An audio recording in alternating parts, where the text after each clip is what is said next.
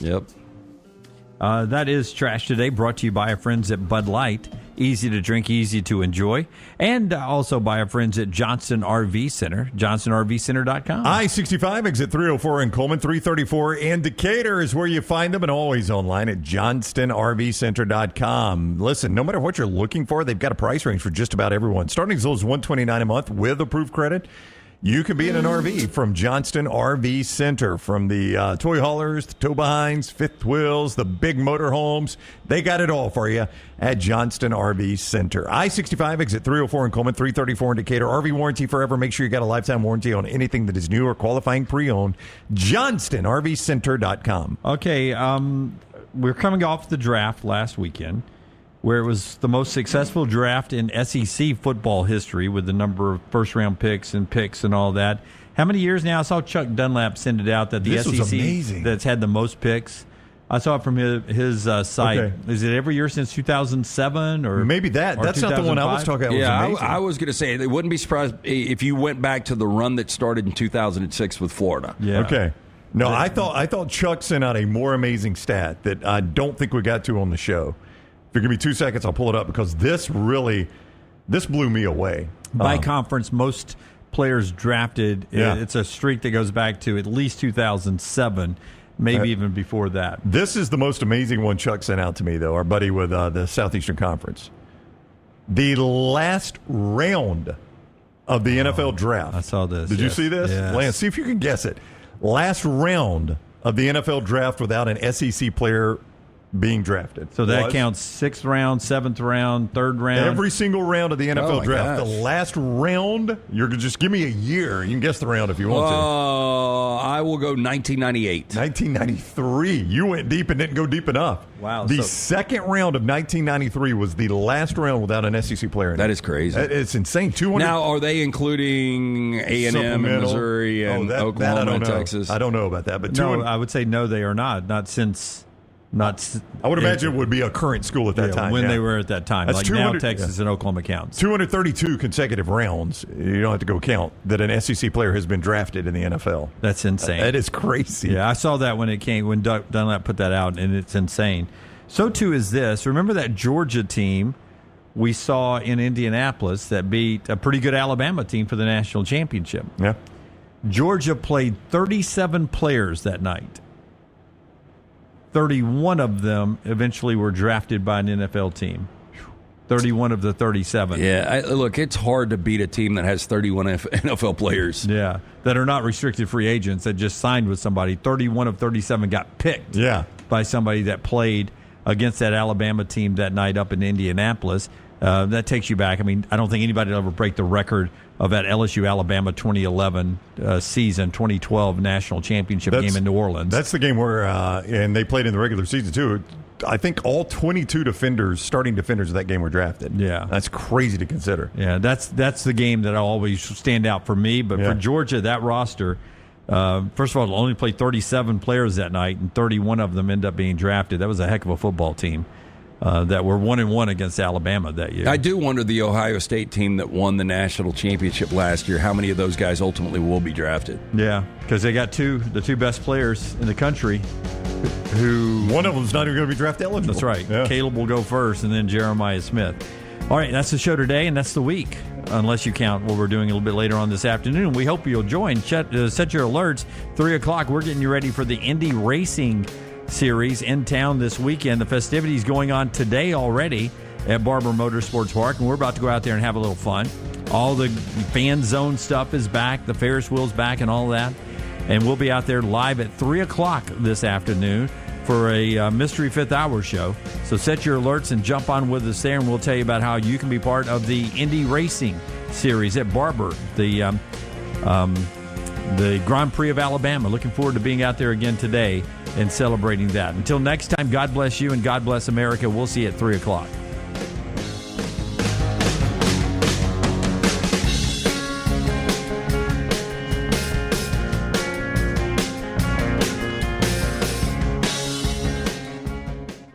Hey friends, if you're looking to expand your business and inform the Next Round audience about your exciting brand, contact us at sales@nextroundlive.com to be part of the team and advertise your product to hundreds of thousands of potential consumers on our ever-expanding platform. Let the Next Round help take your business to the next level. Get more information by emailing us at sales@nextroundlive.com, and one of our team members will work with you to build a plan to take your business to the next level with the Next Round.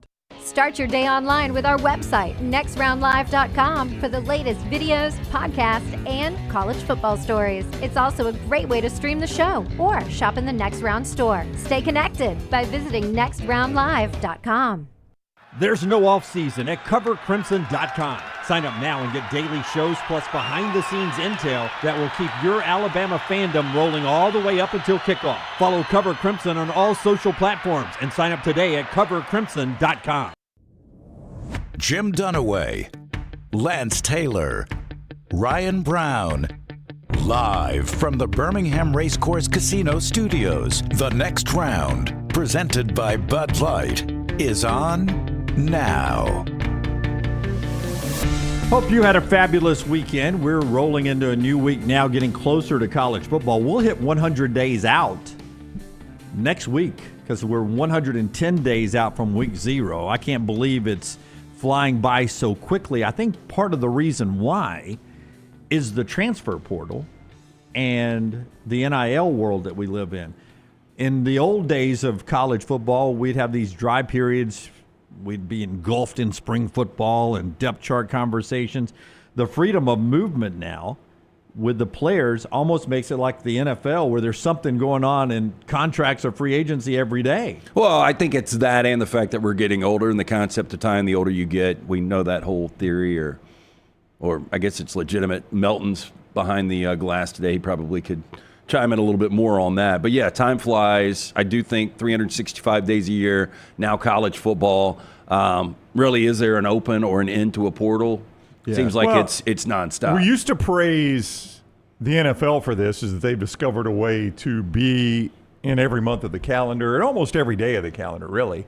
And more college football is becoming that. Yep. We get the NFL schedule released. What is it, next week? Yep. Next week. So we'll find out NFL games. But on the cheery note of college football coming around the corner, like May 13th, we'll start our 40 and 40 countdown. That'll take us every show all the way up until SEC Media Days. And we've got big news this morning that is breaking in the college football world.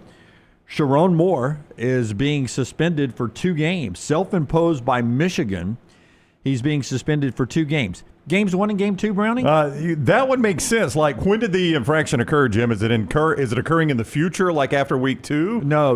It's already happened. Has it already occurred? So let's do the next 2 games. No. No, not going to do that. Suspended week 3 and 4. Why, Jim? Because they have a tough game week 2, Brownie. Who they got? Is it an SEC team by chance? Is it an SEC team? I'm not even going to say this because week 4 is as tough as week 2 is. Oh, boy. So you think... so I'm just saying, if you're going to play around with this, why would you just not say, look, we're going to do the 2-game suspension. We're going to do week 1 and week 3. Because that's too obvious. So you think at Nebraska is as tough as at Oklahoma? I think Oklahoma's a little bit better, but like if you were to play that game, Oklahoma at Nebraska right now, Oklahoma's a 3-point favorite. I mean, it's not a huge difference. And our guy Matt Rule, you know what he's preaching to his team. Yeah, they don't. Oh. Guys, he could have picked any time to be suspended.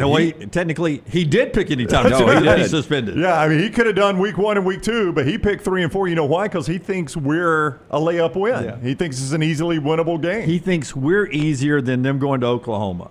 Let's show him we're not. If I'm Matt Rule, that's what I'm preaching today. I think if you're Sherrone Moore, you go on and take 1 and 2, where it doesn't look as bad. Well, I still can't believe this thing's hovering out there. Can you guys? I really cannot. This is how Sherrone Moore got the job, by the way, as his head coach. Got suspended. He got an audition, and Michigan liked what they saw in the audition, so he ends up getting the job. But there's a belief that more is coming, not just with Sherrone Moore, but that more is coming for the Michigan program off of this suspension, off of this scandal from the advanced scouting, which is why Sherrone Moore is taking a 2-game suspension.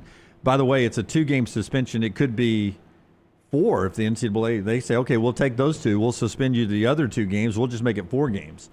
And know what Harbaugh was back the last time? But I am ready. And the Big Ten did it for Harbaugh. Yeah. Who was it that basically called the bluff out on the NCAA? Big name, a couple of weeks ago, a month ago.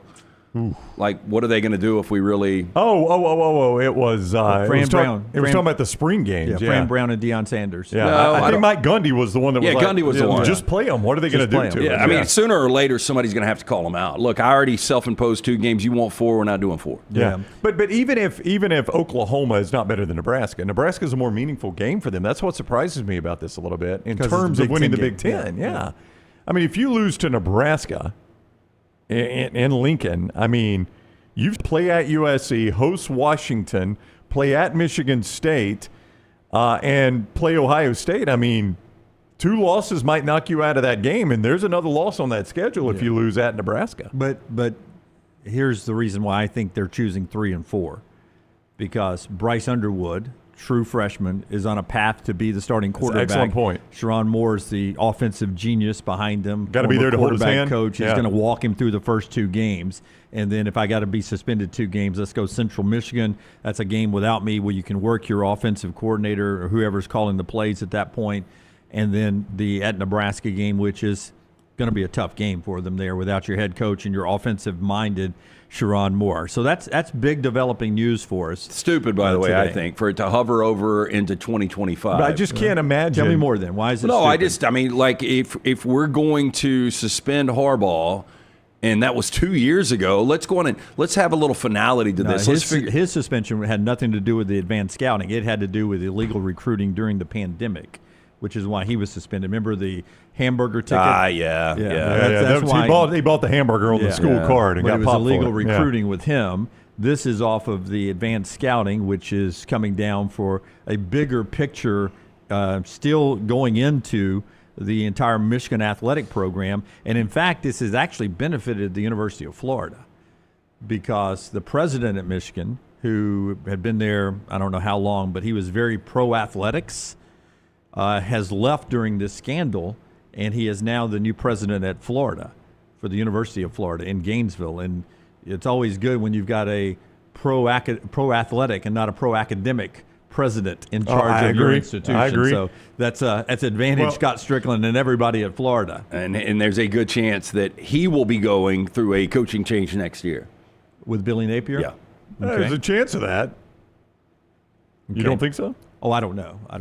Why? There's a chance. No, I mean, I gotta still know think there's a chance. I think Napier is on the hottest of hot seats still. Yeah. But can you think of, like, give me another head coach you can remember being suspended? Like, I'm trying to think of this other than Jim Harbaugh that you remember being suspended. Give me a college football head coach you remember being suspended.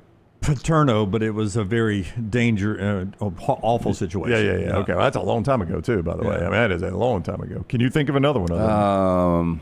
Well, my point is, Michigan's about to have 2 in the last 3 years. They're about to have 2 head coaches that have been suspended for games, and I can't even think of another head coach that's been suspended for a game. Because Harbaugh was out during the national championship year of 2023. That's right. He missed the last 2 games of the year and the conference championship game, if memory serves. I could be wrong about that. I think that was a suspension. But I can't even remember another college head football coach that's been suspended. And there's examples. You would think. I don't know if there are. And Michigan is about to have had 2 now that have been suspended. Okay. I mean, this seems... Well, any in the SEC, think about the SEC real quick. Can you think of any throughout the history of us watching SEC football? Not a head coach. Not when they miss. I mean, they've been fired. They've been sanctioned. Have they been forced to miss a game? Like Phil Fulmer didn't? Nope. I remember coaches with COVID, including Nick Saban. Yeah. That's not a suspension. But I mean, I can't think of a suspension. Yeah. Not in the SEC, I can. I mean, not where you actually missed a game. Where a coach was suspended for a game as some sort of sanction from the NCAA, a head coach from the NCAA or the Southeastern Conference. Cannot remember it. No Jeremy Pruitt, no Lane Kiffin. No, I can't think of one either. I mean, that's Michigan Manifesto says Urban Meyer. I thought about that, but he wasn't. Remember, he took over. Was this Ohio State or Florida we're talking about here? So when Luke Fickell had his 6 and 6, I thought that was just between the Tressel situation and Urban Meyer taking over. Yeah. Because when Urban Meyer did finally take over, they were still on probation. They went 12-0. Yeah. I don't remember Urban Meyer being suspended for a game. I mean, I'm just saying, man, in college football, this is pretty dang rare, and it's happened twice to Michigan in a matter of 4 years. It's pretty crazy. He got suspended with Jacksonville? Did he miss a game with Jacksonville?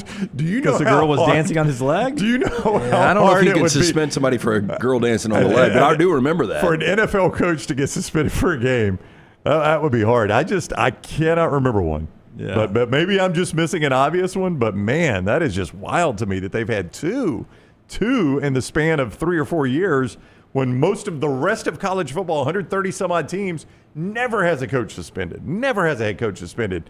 And all of a sudden now Michigan's racking them up.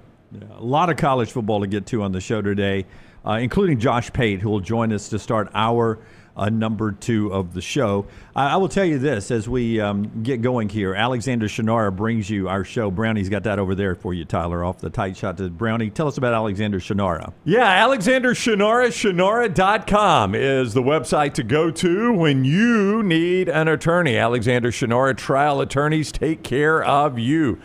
Listen, our guy Alexander Shunnarah, he started it in Birmingham 24 years ago, and in 24 years, he has built a tremendous practice of up to 150 lawyers, supported by more than 500 dedicated team members. Their elite trial lawyers have recovered more than $2 billion, maintaining Alexander's core values of integrity, mastery, passion, and success. You need an attorney? Alexander Shunnarah Trial Attorneys. You pay nothing unless they win your case. Shunnarah.com. That's Shunnarah.com. All right, let's talk a little baseball. LT in Atlanta last night, where you saw the Dodgers lose their only game of the weekend, right? Yep, I did. But this is going to shock you guys. I didn't see them lose. You left early? I left in the 6th. No, somebody texted me. He's like, tough loss for Lance. I said, he was there? He's like, oh, yeah. I was like, of course, he's in Heflin by now. So he did not see the end. I mean, it was completely packed. I can't, and I've been over there a million times for Dodger games. That's the most Dodger fans I've ever seen. And I don't know if it's a jump on bandwagon kind of thing where the Dodgers are right now. But I would, and I'm not exaggerating, 25% of the crowd was Dodger fans. When that old cat was running the bases at the end, it's so fast, I don't know his name. The guy y'all had, you weren't there. I wasn't there, yeah. When he was running the bases at the end, and then he ran to third on that drop third strike, you could hear how many Dodgers fans were there when he slid in safe. But don't you think part of it is that there is a national appeal and international appeal with Shohei Ohtani? The Dodger fan base is growing because of Ohtani, right? So I got there 2 hours early because the seats I got from ATEX, they got some really, really great left field seats where you're on the first row. So they've got like seats 1 through 8. We had seats 1 and 2, but it was right there on the aisle. But it's also on that front, right behind like kind of the monkey grass, where you can put your drinks, your feet, the whole bit. But I was like, let's get there early and see some BP, have an opportunity to catch a couple of home runs. So we get there, they decide not to take BP. But when they're actually taking infield and outfield, Shohei's out there with a couple of his translators, and there's a Japanese. A couple of them? He has more than one? Yeah, he had 2. I guess you got to have 2 to watch the other one now where he doesn't gamble your money. Yeah, he's hedging. Yeah, he's hedging. Yeah. So when you're in Atlanta, you got to have one to translate it from Southern to English, and then the other to go from English to Japanese. Yeah. Or he could be hedging. He also could be doubling down, losing twice as much true. money. You never know. So I think I told you guys a story before. Like when I used to go to Dodger games, I hated sitting in the pavilion. First, you risk a knife or a fight, but number two, they didn't used to serve alcohol. But number 3, everybody was begging players for baseballs. Hey, Shohei, throw me the ball. I'm like, grown men begging for a $7 baseball. I don't know how much baseball is now. I think it's probably inflation, maybe up to $10. But I thought it was really cool because you got a bunch of grown men yelling at Shohei, and there's a Japanese family, and this one kid's probably 12 or 13 with his glove, and Shohei throws him a BB, about 30, 40 feet out. I thought that was really cool. But did he ask for it in Japanese? Yeah, I was about to say. Sure. The whole family, they were talking in Japanese after he got the ball. Oh, wow. Very good. Yeah, it was pretty cool. And then they took pictures, and Shohei was kind of walking behind him. Yeah. But, my takeaway from that was a lot of Dodger fans. And I was telling Maddie, I was like, if I woke up from a dream right here, I would think this is postseason baseball because it was cold. Oh, yeah, it was cool. It got down into the high 50s. It was like low 60s first pitch, and it just felt like fall baseball. Yeah, 48 degrees when I got to work here this morning. How in May? How in the world does I'm trying to get you to say blackberry winter or whatever this is. Blackberry spring? No. You got Indian summer. Okay. And blackberry winter. Okay, which one is this? If this would have to be your blackberry winter. Okay. Yeah. This is good for the blackberry season, the berry growing season. That it's this cool into May. Yeah, Indian summer is in the fall when Okay. you think it's going to get cold and it gets so hot for that one. We're That's sweating Indian summer. We're sweating in November. Sweating in November. So yeah, this will be your blackberry winter right That's here. right. I was We're trying in to it, set baby. you up just to explain to me blackberry winter. We're in again. blackberry winter. It doesn't make any sense, Lance. I turned on the end of this game last night because Houston and Golden State, I was going to watch some of that. It was halftime, and my other choice, because YouTube tells me what I want to watch when I turn on YouTube TV, my other choice is Braves-Dodgers. I'm like, let's catch the end of this game. 4-3 game, pretty exciting and all. Could not believe when Carl Ravage told me on this game, this, of course, will be the last regular season meeting between the Braves and the Dodgers. And I'm like, it is May 4th. Yeah, they've already played out there once. 4th. How in the world is this the last time the Braves and Dodgers will play in the regular they season? do same division. a home and home, and that's it. That is the dumbest scheduling by Major League Baseball. We've sacrificed essentially Braves Dodgers for interleague play. I mean, but 20 years ago we did. No, I think the interleague games came out of we don't play in your division as much as we used to. Yeah, but it still was only the Dodgers were only in Atlanta one time a year, one series. That was it. Yeah, and the same with the Braves out on the West Coast. Yeah, once they got out of the National League West together, they played a lot. When Oh, those yeah, National League West 19 together. games a year, Yeah, right? 19. But once we got out of the National League West, I think it's 19 games now in division. It used to be more than that. Right, because you didn't have interleague. I think they took the interleague out of the division play, which basically you've traded interleague for less Marlins Braves games. Okay, well, I'll make that trade. Although, Or Nationals Braves as games. we always say, it seems like playing the Marlins all the time. I just don't know how this late in the year or this early in the year, that could be the last time those two teams play. I mean, that's crazy to think about. Now, if you're a Braves fan, I guess you don't care because you've only beaten them once this year. You've lost 2 series to them, and they're going to be tremendous. Braves fans are playing like, thank God this is the last time we play them, but it just doesn't make a lot of sense. Last time you guys were at Truist. It's been a number of years. I've never been to a game at Truist. I like that. I've only been to one game there. I've watched some college football games at bars outside of Truist. Their the bar area. beer selection is awful. Is it really? Yeah, it's awful. But outside of that, they have a thing called the perimeter dog. It's a foot-long dog, and it's got it's a what do they call the mayonnaise mustard mix? Something lyonnaise maybe? Aioli? No, but it was more mayonnaise-based, but had mustard. It had sweet onion, sweet peppers, and a bacon jam that was sweet. Ooh. It was fantastic. Oh, nice. The old perimeter dog. Yeah. Did you eat it all? Perimeter dog. Well, we split it. Oh, yeah? Yeah. $14 for a hot dog. Yeah, you know. Yeah. $7 each. That's right. That's a an value. expensive single dog. Hey, $180 in 6 innings. Yeah. Yeah, you rack it up at a baseball game. They ain't afraid to charge. Braves win at 4-3 to avoid the sweep. They get Cincinnati in town tonight. Saw a little history on Friday night. I wish innings never ended, and I wish grandfathers never died. Riley Green had an inning for himself on Friday night for the Tigers. He became the 62nd player in Major League Baseball history, not the country music singer Riley Green, but Riley Green of the Tigers to hit 2 home runs in the same inning. That happened on Friday night. That's for a good the Tigers. team, by the way. I mean, we haven't talked to Buster this year yet, and that is a team we'd be talking a lot about as the Detroit Tigers. Padres and Yankees tonight, 6 o'clock. Great series here. Padres, good team. Yankees are still a good team despite losing 2 of 3 to my Tampa Bay Rays over the weekend. And that gets us to our Bojangles tender moment of the day. Brownie, tell us about Bojangles tenders. Well, it's always bow time, right? And we've told you a lot of things about Bojangles. Well, guess what is here now? It's the Bojangles tenders. The tender moment of the day coming at you each day from our friends at Bojangles. You go enjoy those Bojangles tenders. By the way, they've got a new location opening up. I'll tell you about that in 1 second. But Bojangles tenders with all the great sauces as well. They're wonderful hand-breaded tenders from Sweet Heat. They've got 7 sauces that will add a little extra to every bite. Nothing pairs better with the sauces than the hand-breaded tenders at Bojangles. So order some tenders with your favorite sauce today. And want to congratulate our friends at Bojangles opening yet another location in Jasper. If you are up in Jasper, they've got a grand opening coming up May 7th. So what is that, Wednesday? And they'll be open right there at the Jasper Highway 78 Bojangles. Coming up on Wednesday, the Bojangles grand opening. Go get some of those tenders while you're there. All right, the tender moment of the day is 20-year-old Kevin Markwood. He is awake and alert. He's the Pirates fan that fell 21 feet and was removed on the stretcher last week.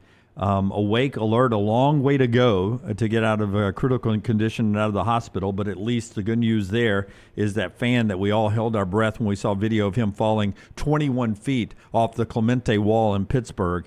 The good news is, according to his girlfriend, the 20-year-old is alert, awake, talking, and is on the road to making, according to her, his body stronger again. Yeah, that's great. When we saw the fall, I mean, I don't know what survival rate would be on that where you land flat from 21 feet up, but it ain't great. No talk, no discussion yet about complete movement or any of that, but just good news there for Mr. Mark Wood, the 20-year-old that failed. That's our tender moment of the day. All right, some basketball news to tell you about, and I don't always understand why a player leaves and then why a player doesn't come back. Rylan Griffin seems to me like he could. I don't know why he left Alabama to start with. I guess it was more money at Kansas. It was a miserable experience for Rylan Griffin at Kansas. Numbers were down. Playing time was down. He didn't look like himself, didn't look like he's having as much fun. He hits the portal again. Some Bama fans thought maybe Rylan Griffin could come back to Tuscaloosa. That's not the case. He's going to Texas A&M, and he's going to join Buckyball with the Aggies out there. LT, good fit? You know, I don't know if it's good fit or not. I mean, Griffin is one of these guys that, you know, once he went to Lawrence was kind of forgotten, was buried on the bench, got some minutes.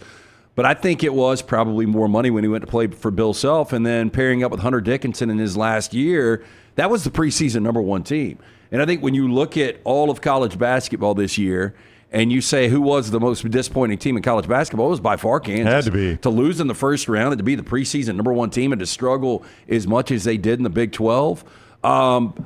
Bucky McMillan in College Station is one of the most fascinating things, I think, coming into this college basketball season. Yeah, I would agree with that. Yeah, I don't know how Griffin fits into his system, but I do find what Bucky can do fascinating. And again, he got in the portal late, so to be getting a guy, you know, of Griffin's caliber, I mean, however you determine what Griffin's caliber is, this is a guy that's an experienced SEC guy that's got a lot of minutes at Alabama and has played at a program like at Kansas. I mean, it's a pretty good guy probably to have a good and he's a team. former 5-star guy, Yeah, right? yeah, so- you know, I mean, and I just think this is a lot of credibility for Bucky if you're able in year one to bring in a guy like this, regardless of how off his year might have been last year.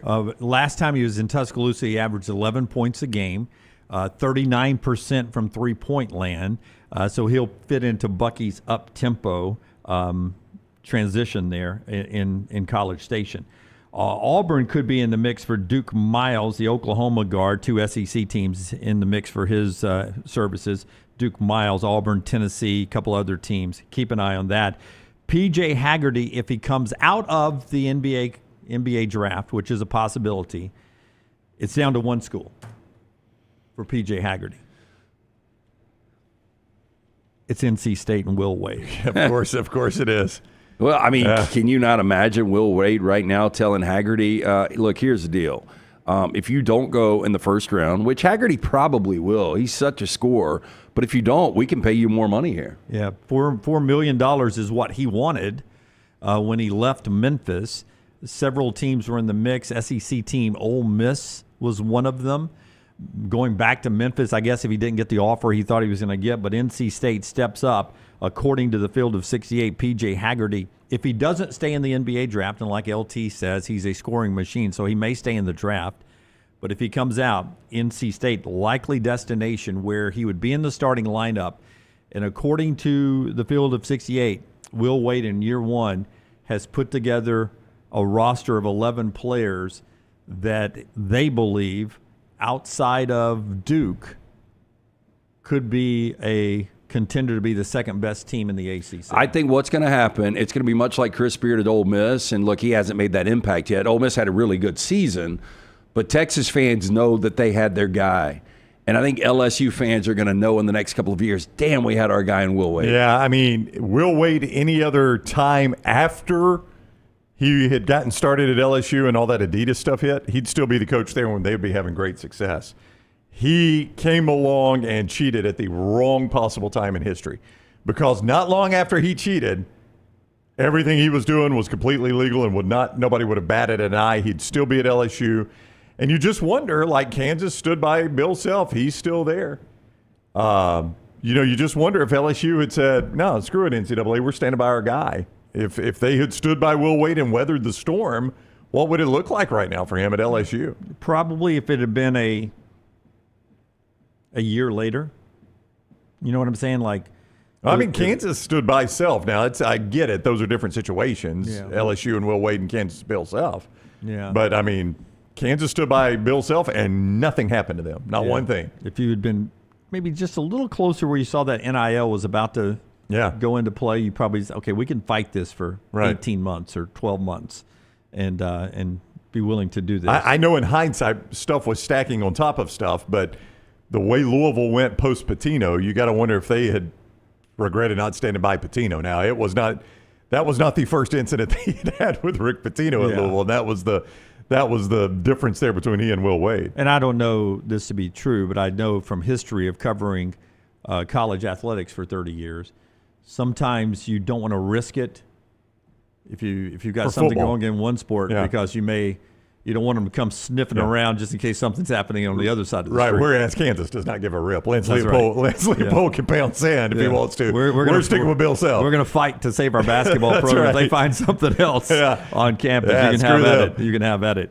The NBA Combine invite list went out. You can see it at Next Round Live, on who will be at the Combine next week, May 11th through the 18th. That includes Janai Broome of Auburn, Grant Nelson of Alabama, Tahad Pettiford of Auburn, LeBaron Philon of Alabama, Mark Sears of Alabama. They're all on that list to be part of the NBA Combine, and we'll see how it goes next week for them. Most interesting thing coming out of that Combine for you guys?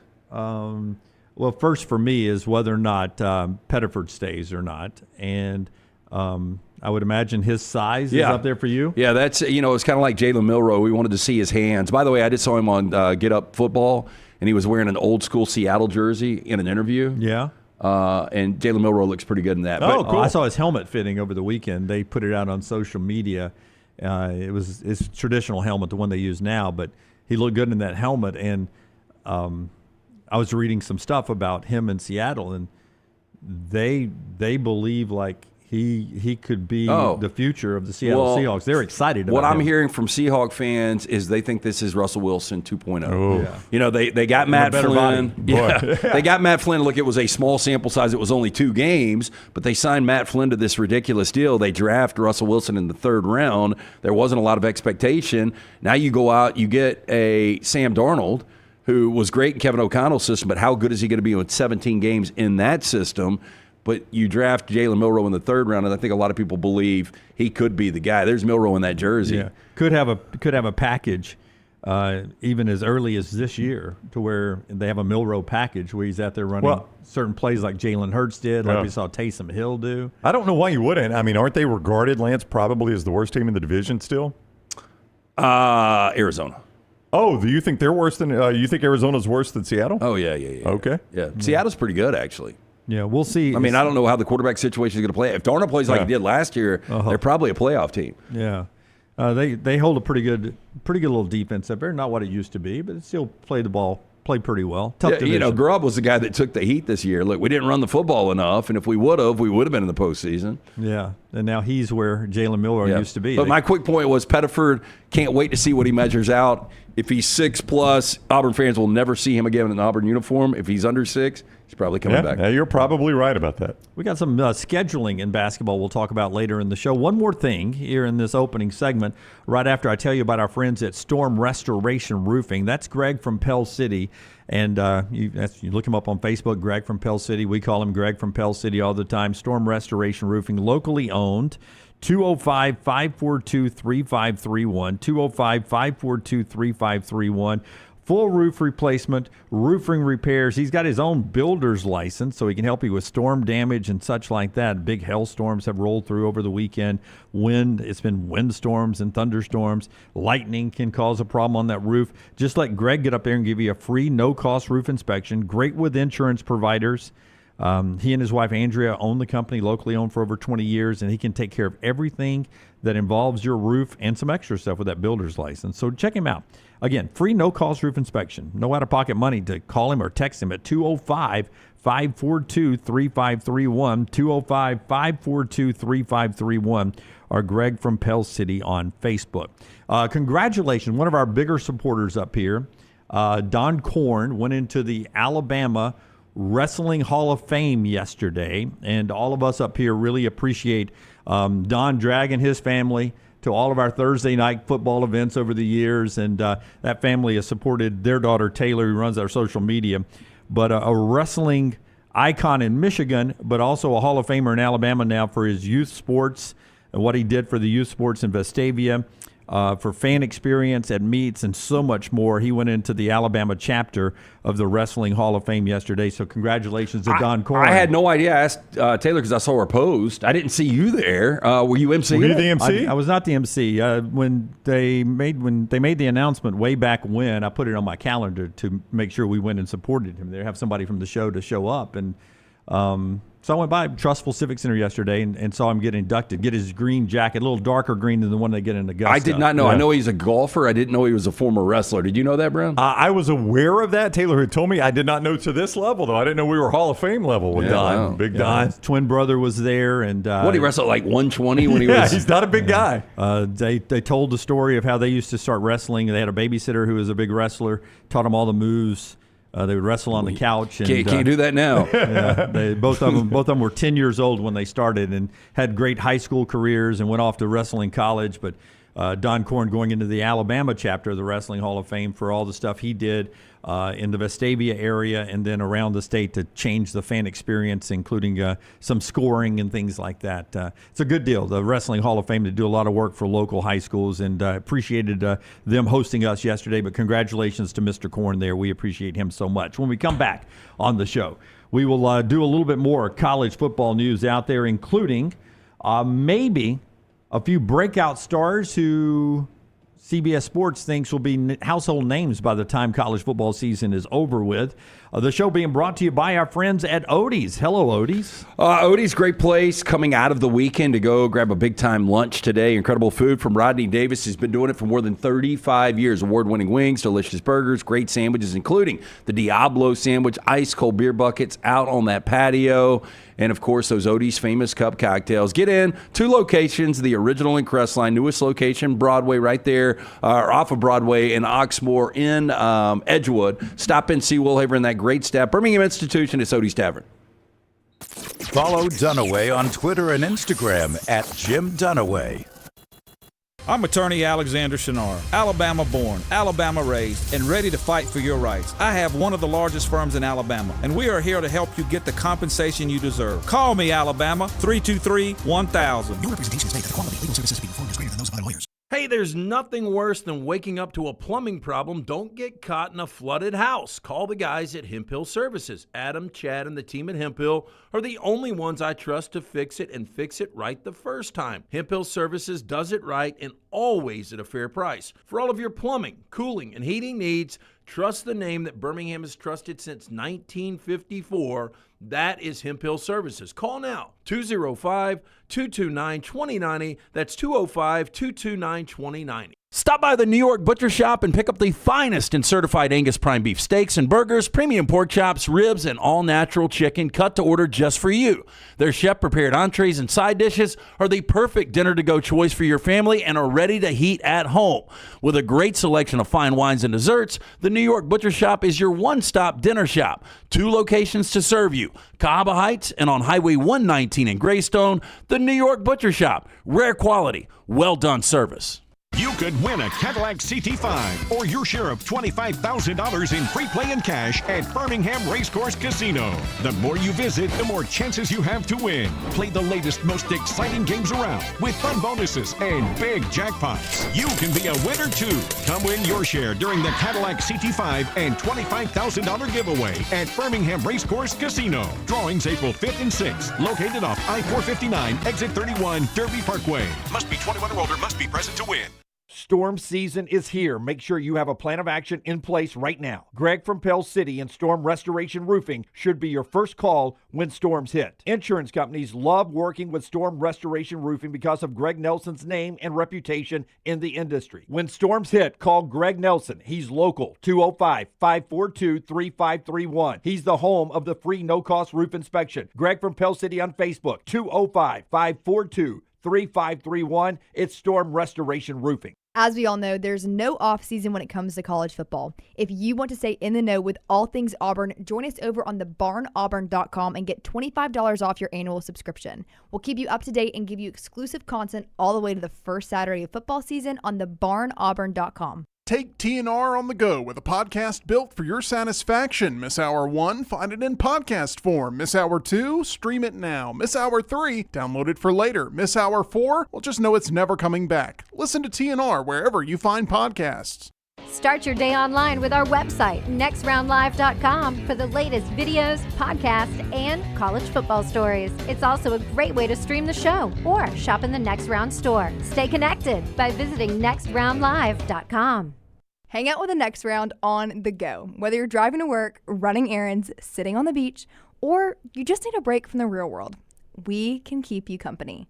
Check out the Next Round, Mystery Fifth Hour, and our other shows on your favorite podcast app. We'll meet you there. It's bow time. Tired of choosing between sweet and savory? Why not have both? Introducing Bojangles' new chicken and bowberry waffles. The bold Cajun chicken filet you love, now drizzled with a bowberry honey glaze and sandwiched between two warm waffles.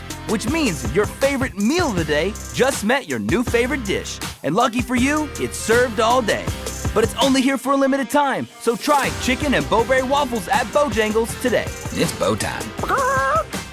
I'm attorney Alexander Shunnarah, Alabama born, Alabama raised, and ready to fight for your rights. I have one of the largest firms in Alabama, and we are here to help you get the compensation you deserve. Call me, Alabama, 323-1000. No representation is made that the quality of legal services being performed is greater than those of other lawyers.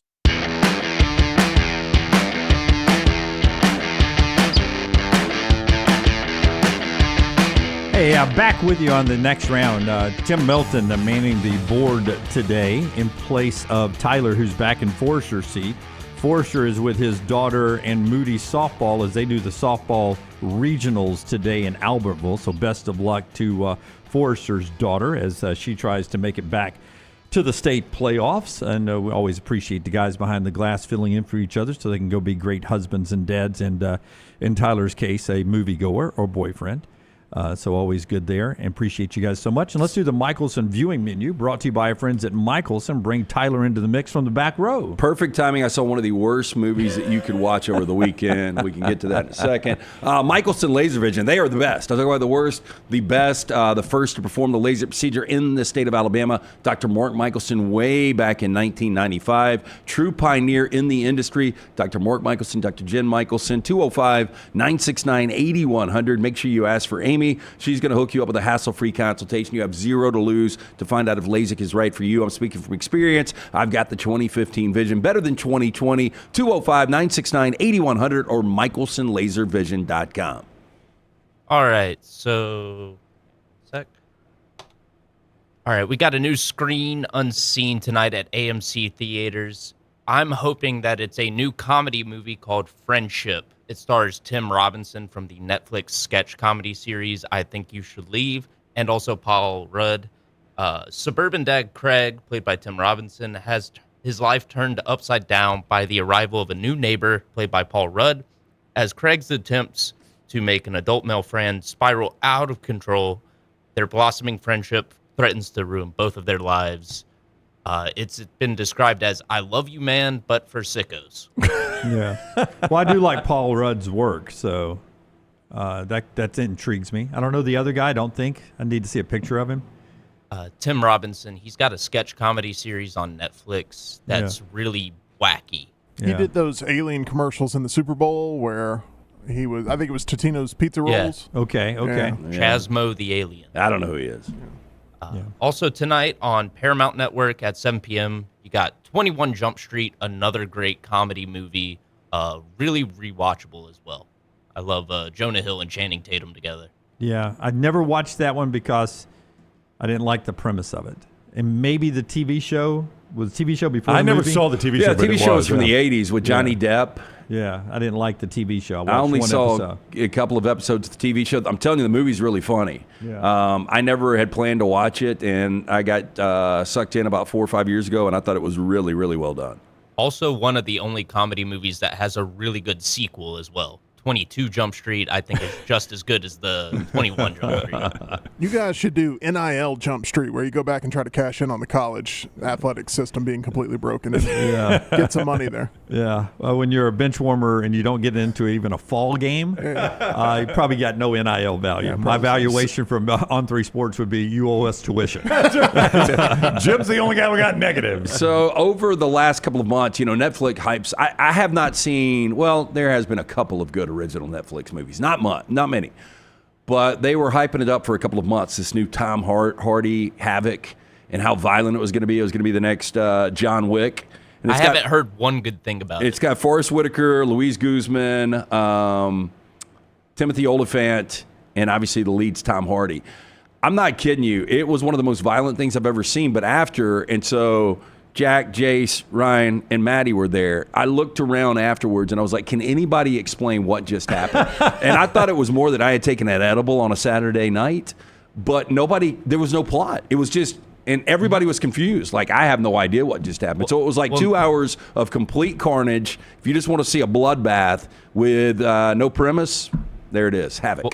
Well, Netflix has promoted that a lot of their new content will be that it is second screen content or content that you can have on in the background while you're doing like housework or cooking or whatever. Yeah, that's a way to sell it. You could tell that like Forrest Whitaker, Timothy Olyphant, those guys had like one-day shoots where they just paid them lump sum. We're going to get this out of the way. And then everything was CGI. It was awful. Yeah. I believe it. And then finally, we've got a new Netflix comedy special. Conan O'Brien accepting the Kennedy Center Mark Twain Prize for American Humor. So all of comedy's biggest stars will gather and toast the legend Conan O'Brien as he accepts the award. I saw Chappelle accept that. Was that last year, 2 years ago, whenever it was? And that was a wonderful one. The people that came back and honored him. And I would imagine Conan would get the same type of all-star list that Chappelle got. So I'll look forward to watching that. I love comedy. I finished Days of Our Cowboys or whatever soap opera cowboy series I was watching. Ransom Canyon. You really finished that. Yeah, 9 episodes. I thought it was really, it was a soap opera. It was, but I thought it was a good storyline. I enjoyed it. I don't know what you can do next, but I get into a lot of those where I don't know what you can do for year two. You don't know what you could do with the pit. I think they're definitely 1,000% going to do a follow-up. Yeah, but it's all got to be. I finished it. It's all got to be relationships, though. I don't know. They can't replicate what they just did in this first season. And it was zero chance. You know what's so funny is I was telling you guys the faults I found with it. Yeah, I was like, I just a little too much going on, and then. Oh, then it accelerates. Yeah. I was like, this is ridiculous. And when all in day one. Well, I got a text from Brown. I wasn't even going to watch. I probably would have watched a little bit. It took me like 3 weeks to get through 8 or 9. And Brown sent me a text Friday. He was like, episode 12, it gets insane. I was like, damn it. So I put it on and I started watching. I was right. But then I knew what was going to happen because you kind of told me it gets insane. Yeah. And then there's a wrap-up episode. Yeah, which is kind of yeah. The cleanup, basically. Yeah, but I thought it was overall. I would give it a good solid B. Yeah, it was entertaining. 15 episodes. It kept me entertained for 15 episodes. Yeah. I'll give it an A, but I enjoyed it. But I don't know what you can do next because they made a big point of no personal stories, no outside the hospital stories. Yeah. So then they emptied their clip on every emergency you could possibly have. So you're like, well, what are you going to do? I don't want to give anything away, but the ending, it was outside of the hospital story. Relationships, across the street in the park, but it's outside. But everything else that's going to happen next has to be. But that's what you're going to do after a 15-hour shift, right? Yeah, exactly. Well, no, you want to go home and go to sleep, or have a cold beer.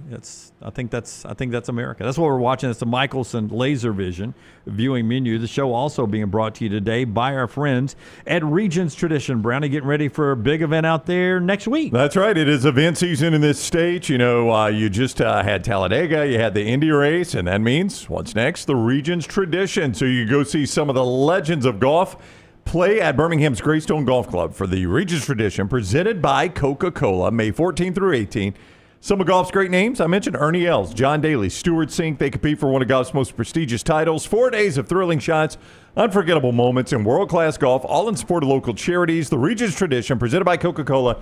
Get your tickets now, regionstradition.com. That's regionstradition.com. And our friends at Urology Centers of Alabama, guys trying to stay on top of your health as you get a little bit older. Early detection can literally save your life, and that's what our friends at UCA can do for you. 16 locations.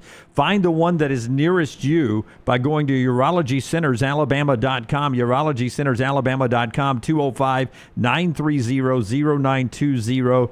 You say, Jim, okay, I'm only 30. Do I really need to be concerned about this? Concerned, maybe not, but you do want to go ahead and get a baseline, find a place you want to go to. They treat everything from prostate health to kidney stones, everything in between, vasectomies. They'll take care of that. See what they offer and schedule that appointment. 16 locations, 35 urologists, 205-930-0920, urologycentersalabama.com. Why would you live life concerned? Our friends at CBS Sports College Football. They've got a list, and here's my big concern, folks, is that the number one breakout star that's going to become a household name, I truly believe has a chance to become a household name. And it will hurt. It'll sting because he used to wear the crimson and white in Tuscaloosa, Alabama. His name is Justin Haynes, now a running back at run-oriented Michigan. Breakout star for 2025, household name Justin Haynes. Can you believe it?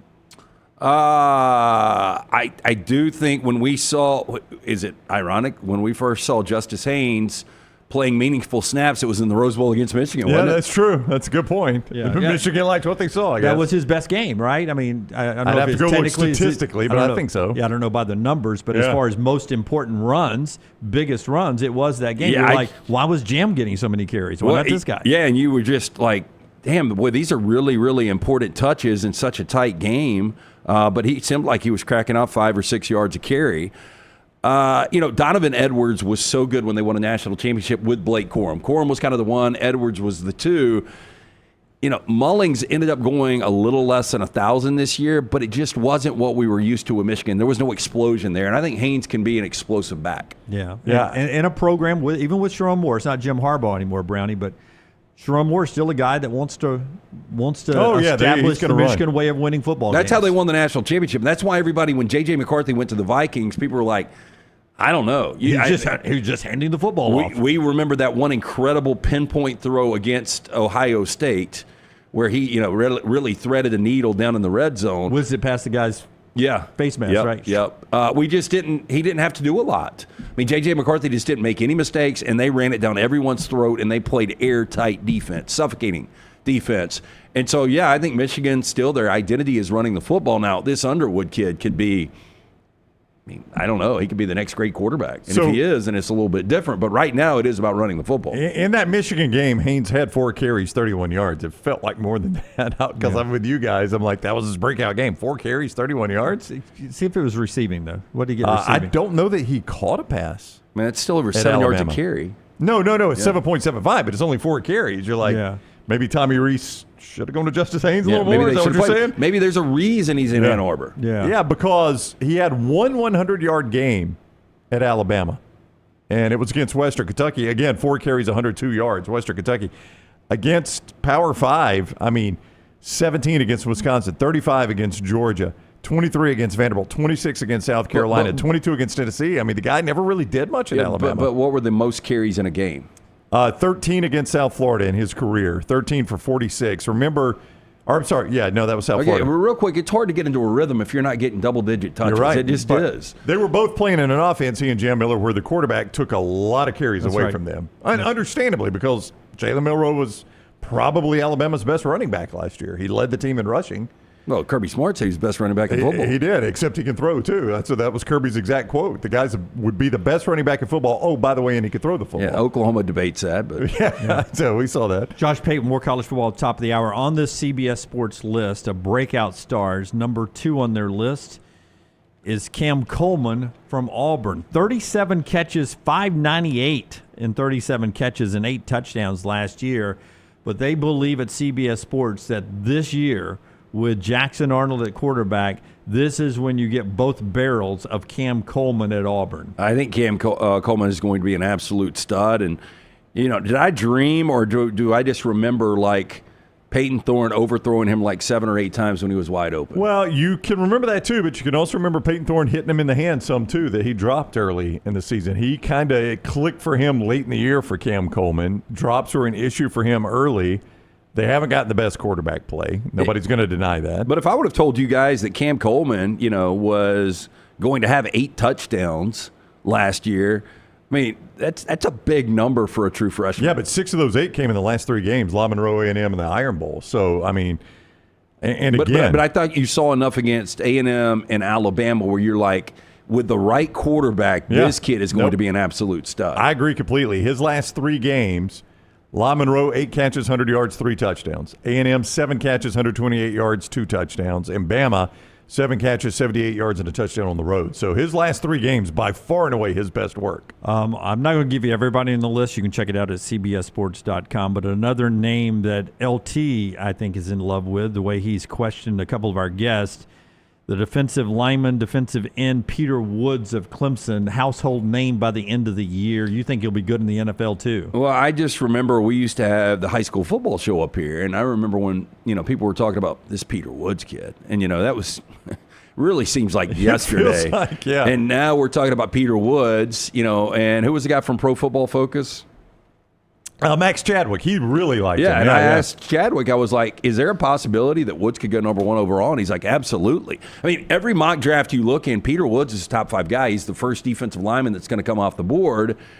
And, if it all comes together for Clemson this year, and we remember when Clemson was dominant, it wasn't 1 defensive lineman, it was 4. Yeah. But now you've got Peter Woods with a little bit of separation. So, my point there was all these guys got publicity, but there wasn't one standout. Now, if Clemson has a season a lot of people believe they're going to have, I think Peter Woods is one of these guys that will get all the accolades. If I said take Ryan Williams off of the table, there's one Alabama guy on this list, and I'd say take Ryan Williams off the table because he broke out last year. Yeah, I think he's already broken out. Even though his numbers were very middle of the pack, relatively speaking, to top receiver numbers because, they just didn't throw the ball to him as much as you could. Who's the one player you think, and I'll go ahead and tell you it's on defense. Oh, on defense, okay. It's on defense. Breakout star on defense that makes this list. LT Overton? It is LT Overton, okay. Brown. Yeah. Edge rusher for Alabama, breakout star, household name by the end of the year, according to CBS Sports. So, Lance, I remember back in the summer talking to somebody at Alabama practice every single day, somebody part of the Alabama program, and I was just asking him what a practice has been like under DeBoer, difference from Saban and all that. And he was just giving me some of the differences. I was just curious really in that. And he added, oh, by the way, watch LT Overton. I was like, really? He goes, oh, he has been dominant in practice. Every mock draft I have seen has got LT Overton in the first round. Yeah. And to me, I was going to say LT Overton, if not Bray Hubbard. Right. And I think Bray just jumps out because he's a white defensive back. But, I mean, he was so good last year. And, such an unassuming kid, but where he could go this year. He ended up being 5th in tackles last year. The thing I remember most about Bray Hubbard was when Keon Sabb got hurt. Roman Harper on the show was like, this gets Bray Hubbard more playing time, which is a good thing for Alabama's defense. He's like, this Bray Hubbard guy can play. Y'all just watch him. Harper's really one of the first guys. Like Campbell and Malachi Moore are going to be huge losses, but the defense is going to be better than it was last year. Yeah, again, summer last year, people in Tuscaloosa were talking about LT Overton being a beast in practices. So if he could take that to the next level. You know what they were also talking about summer last year? Alabama's going to have, and I think guys like Klatt was saying this, Brock Heward, Alabama's going to have to win games in the 40s because their defense is not going to be that good. I remember that you had me convinced because you said that a couple of times in the summer. And, of course, so I parroted it on Sirius XM. And early on, I was like, especially after that Vandy game, LT made me look like a brilliant giant. My bad. I didn't realize Kane Womack would dial it in, and the offense would be what struggled. So you were right early. Yeah, but early on, after that Vanderbilt game, you're like, God, this defense. This is why, and I don't know how you guys feel, nobody's talking about Alabama. They'll be top 15 pretty much in everybody's poll, but nobody's going to really seriously talk about Alabama winning the SEC, winning a national championship.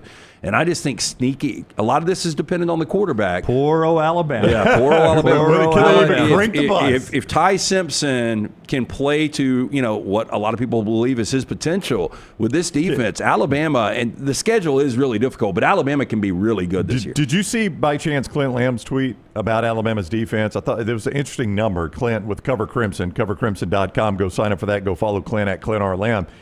But he said over the last half of the season, you take the last 6 games of the regular season, Alabama only gave up 12.8 points per game. You'll take that. You will. Now, Clint points out, he's like, look, opponents matter, and Alabama didn't play great offenses down the stretch. Missouri was number 55, LSU number 47, Mercer, Oklahoma was 97, Auburn 71, and Michigan 113. Those are not great offenses, understandably. But, 12 points a game, even against not great offenses in college football this day and age, is pretty good. The last 7 games, they didn't give up more than 24 in a game. Now, they did that twice against Tennessee and Oklahoma, and they lost both those games. But 24 points in college football, like if you're Kalen DeBoer, if you tell him this year, we will not give up more than 24 points a game. Undefeated. Yeah, he's probably going to say 11-1, 12-0. Well, I would start every game just saying, okay, they're going to score 24. I'll take it. Yeah, you'll take that every game. That's right. Again, and Georgia and Athens going to only score 24. Oh, okay? yeah, I'd be happy with that. We're going to try to get 27. That's right. And you might lose that game, but you're going to win, at least 10 or 11 games, and you're going to a college football playoff if you only give up 24 it's points per game. It's funny you said that 24 number because when he said 12 against lesser competition, I was like, double it. And I would take 24. And Lance threw out 24, so that was the number I was thinking as well. One more thing to do before we get to Josh Pate at the top of the hour. The show being brought to you by our friends at Hemphill. They bring you Lance's Lock every day, lanceslock.com. We're about to talk about the NBA from the weekend, lanceslock.com. We talk about, by the way, a little schizophrenic for me this week, and I was about to talk about the schizophrenic weather, and we're seeing that, the ups and downs. It was in the 50s, as you mentioned this morning, but guess what? It's going to be in the high 70s by the end of the week. You need to make sure your HVAC unit is ready to keep up with this changing weather. Right now, $1,000 off for those new HVAC units, plus 0% financing. Call Adam, Chad, Andrew, the guys there. Whether you experience plumbing, heating, or cooling issues in your home or business, they are ready to serve you. Trust the name Birmingham has trusted since 1954 for any and all of these issues. 205-229-2090 or hemphillservices.com. And lanceslock.com, you see the QR code there on your screen to go sign up for there at lanceslock.com. Golden State closes out the Rockets. Denver closes out the Clippers over the weekend. What'd you think of that Golden State Rockets game in Houston last night? Yeah, I had the Rockets. And it's so funny. I felt great because I had the Pacers, first game getting 8.5, and they end up winning the game going away. And Pacers couldn't miss behind the arc, and the Cavaliers couldn't throw one in the ocean. But the guys behind me at the Dodgers-Braves game were like, man, I got to have the Cavs today. And then, and I felt great hearing them talk nothing but Cavs, but then in the middle of it, they were like, I'm about to get on and I'm about to play the Warriors. And then they all were like, yeah, I love the Warriors too. And I was like, hell yeah, it's going to be a nice 2-0 in the NBA. Steph Curry came to play. He was fantastic. And, the Warriors on the road against a really young Rockets team. It was the Hill kid, right? Bobby Hill that had 33. Yeah, Hill was 12 of 15, 9 of 11 behind the arc. And we remember him at Oklahoma, going from Oklahoma to Sacramento, kind of got buried with the Kings, but now he's back in the fold. And when you've got a Jimmy Butler that gets traded there and you get a Steph Curry. Now, I think they're about to hit a buzzsaw with Minnesota. I think this Minnesota team, real deal. That's who Golden State gets next. The next round of the playoffs started last night. Indiana stealing game 1 in Cleveland. 2 more series starts tonight. That includes the Knicks and the Celtics. Really interesting here. 10 years ago, Jason Tatum and Jalen Brunson played each other in a high school game. And they combined in that high school game for 87 points between the two of them. There was video online of them after this pairing was matched up. So they'll go each other now in the NBA. What a great high school gym. To be in that high school gym that night. And Tatum is an MVP. But you look at Brunson, and Brunson is your best closer right now in the NBA. And I don't think the Knicks have got a shot in this series. I was looking at a lot of predictions today, and everybody's got the Celtics, obviously, defending champions, winning this series, but they've got them winning in 6 or 7. I think this is going to be a Celtic sweep. So Knicks and Celtics tonight, 6 on TNT, and then the Nuggets and the Thunder, 8:30 TNT. I think the Thunder, you're betting favored to be NBA champions right now out in Las Vegas. We'll talk to Josh Pate coming up at the top of the hour here. Gutter Cap getting you ready for this season. And the leaves have already fallen. This is about value for your home and getting ready for the next fall where you never have to clean out those gutters again. Gutter Cap can help you with that. Yeah, I actually talked to Chris Stewart. He has been the head of Gutter Cap for the last 22 years. Talked to him this morning, and one of our good friends actually called him on Friday to get an estimate today. So he was going out to his house today. You need to do the same. It's an absolutely free estimate. You don't want to get on the roof and clean the gutters out. Last thing you want to do. First of all, it takes forever. It's dirty. It's dangerous. You slip, you fall, you snap the neck and die. You're no good to the wife or kids. Cap it. Don't snap it. Call Chris Stewart. Get an absolutely free estimate. 205-823-2212. Cap it. Don't snap it. For more information, guttercapbirmingham.com. Call the next round now at 205-734-0923. I'm attorney Alexander Shunnarah, Alabama born, Alabama raised, and ready to fight for your rights. I have one of the largest firms in Alabama, and we are here to help you get the compensation you deserve. Call me, Alabama, 323-1000. Your representation is made that the quality of legal services to be performed is greater than those of other lawyers. Twin Peaks is the best in the game. Here, you're in the red zone for every college rivalry and divisional matchup all season long. I mean, where else are the scenic views as good as your view of the game? Only at Twin Peaks, the #1 sports bar. Hey, there's nothing worse than waking up to a plumbing problem. Don't get caught in a flooded house. Call the guys at Hemp Hill Services. Adam, Chad, and the team at Hemp Hill are the only ones I trust to fix it and fix it right the first time. Hemp Hill Services does it right and always at a fair price. For all of your plumbing, cooling, and heating needs, trust the name that Birmingham has trusted since 1954. That is Hemp Hill Services. Call now, 205-229-2090. That's 205-229-2090. Hey, you. Days warming up, looking like spring. And at New Balance Birmingham, we've got the thing. What pops and what's fresh? Check the selects.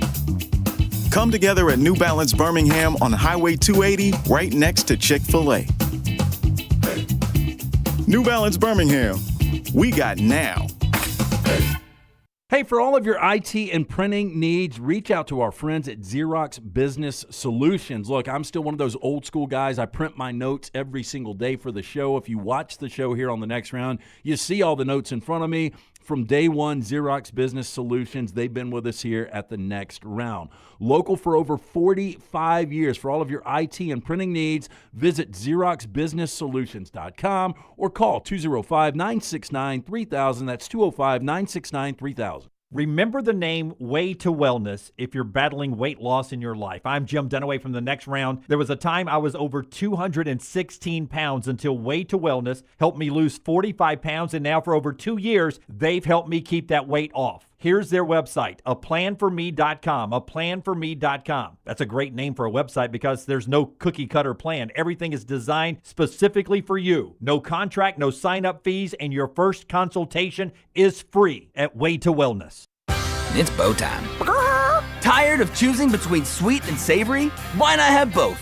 Introducing Bojangles' new chicken and bowberry waffles. The bold Cajun chicken filet you love, now drizzled with a bowberry honey glaze and sandwiched between 2 warm waffles. Which means your favorite meal of the day just met your new favorite dish. And lucky for you, it's served all day. But it's only here for a limited time, so try chicken and bowberry waffles at Bojangles today. It's bow time. Stop by the New York Butcher Shop and pick up the finest in certified Angus prime beef steaks and burgers, premium pork chops, ribs, and all-natural chicken cut to order just for you. Their chef-prepared entrees and side dishes are the perfect dinner-to-go choice for your family and are ready to heat at home. With a great selection of fine wines and desserts, the New York Butcher Shop is your one-stop dinner shop. 2 locations to serve you, Cahaba Heights and on Highway 119 in Greystone. The New York Butcher Shop, rare quality, well-done service. I'm attorney Alexander Shunnarah, Alabama born, Alabama raised, and ready to fight for your rights. I have one of the largest firms in Alabama, and we are here to help you get the compensation you deserve. Call me, Alabama, 323-1000. Your representation is made that the quality of legal services to be performed is greater than those of other lawyers. Jim Dunaway, Lance Taylor, Ryan Brown. Live from the Birmingham Racecourse Casino Studios, the next round, presented by Bud Light, is on now.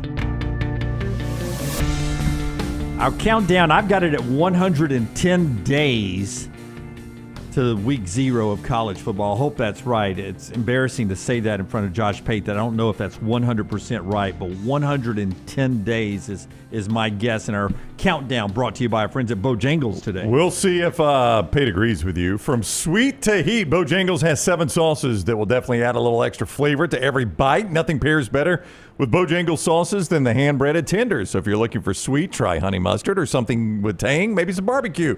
If you want some heat, try creamy buffalo or peach honey pepper. And if you're craving smooth and creamy, house-made ranch, jalapeno ranch, or classic Bo sauce, ready and waiting, head to Bojangles. Get some of those hand-breaded tenders with your favorite sauce today. And don't forget our friends up in Jasper and Alabama, Highway 78. Brand new location opening, grand opening on Wednesday with Bojangles. Josh Pate is the host of the Josh Pate College Football Show. You get that on YouTube and at Josh Pate CFB on social media. What is up, Pate? How are you today? So I wanted to show Dunaway, I light one of these imaginary candles every morning in advance of college football season. I think I got 100 and something of them left. I don't know exactly how many. And these are not the kind of candles, you can just put behind the ear. So I'm going to have to set these down over here. But I think your count unofficially is right. Yeah, 17 Saturdays. I know that, right? Yeah. Yes. Yeah. Have you ever gotten suckered on those fake candles to believe they're real? And I went to this, it's very random, but I went to this candlelight orchestra thing, Pate, like a month ago. And there was like thousands of candles when you walked in. And I didn't realize it until I walked out. I was like, damn, those aren't real candles. Yeah, these are, though, with the flexibility of the fake tip. Yep. Really good back scratchers. Oh. So you did that to show off your right bicep. Yeah. I did it to show off something, but I don't think it was muscular. Hey, you just finished, you're continuing your on-campus tour. Pate State's out moving around interviewing coaches on campus, but you were in Tuscaloosa. And you've done the extensive interview with Kalen DeBoer up on your YouTube channel and everywhere. I loved one of the questions you asked him. Please ask why you ask it and his response about the fan base at Alabama, because I've grown up here. Other than Saban and Bear Bryant, and there was a time they wanted to fire Bear Bryant, this fan base can chew you up and spit you out pretty darn quick. So why did you ask about that, and what was his response to the intensity of the Alabama fan base? His answer was about as perfect an answer as you could get. And I can promise you it wasn't rehearsed because I had no clue what I was going to ask him before I went in. But I basically asked him, you live in a bubble as a head coach. You've got a ton of pressure on you. And what you make is not at the forefront of your mind. It doesn't matter if you make $10 million or $10 billion per year. That's not at the forefront of your mind. The task at hand is how difficult and layered it is, and how, this is me speaking, how uninformed my critics are. That would be at the forefront of my mind anytime I got criticized. But you got to be careful with that because it can develop this callus between you and the very people who allow you to exist the way you exist. Because it doesn't matter how aggravating a radio caller may be, or a Twitter or a message board poster may be. In the aggregate, fan interest is the reason you're able to make the money you make to coach a game for a living. So some guys lose sight of that. I had been in Columbus, Ohio 24 hours before I was at Alabama, where Ryan Day had been dealing with this stuff nonstop. As recently as 5 months ago, there were people around Ohio State who would lead you to believe if he didn't win the Tennessee game, he's out of here. And now here he is, a national champion head coach, and he's dealt with that. So that was fresh in my mind. So that's why I asked DeBoer what I asked, and he answered the same way that probably Greg Byrne would answer as the reason he hired him, and that is he embraces what most people would run from.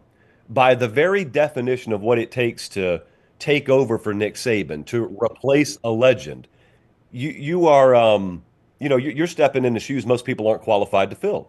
So you got to embrace that, and if you don't embrace it, it's a moot point. But if you do embrace it, you don't resist what everyone else runs from. Am I breaking up, or are we hearing? No. I hear everything. Hear everything. Okay, sorry. I was doing that thing where the picture froze. Yeah. So I was trying to buy time and fill a lot. Oh, it's fantastic. But it was just he answered, He answered and said, yeah, I love that stuff. Plus, no one's going to have higher expectations for me than I do for myself anyway. So it's not really that much pressure. It's pressure, but it's no more than I would put on myself anyway. He answered it really, really good.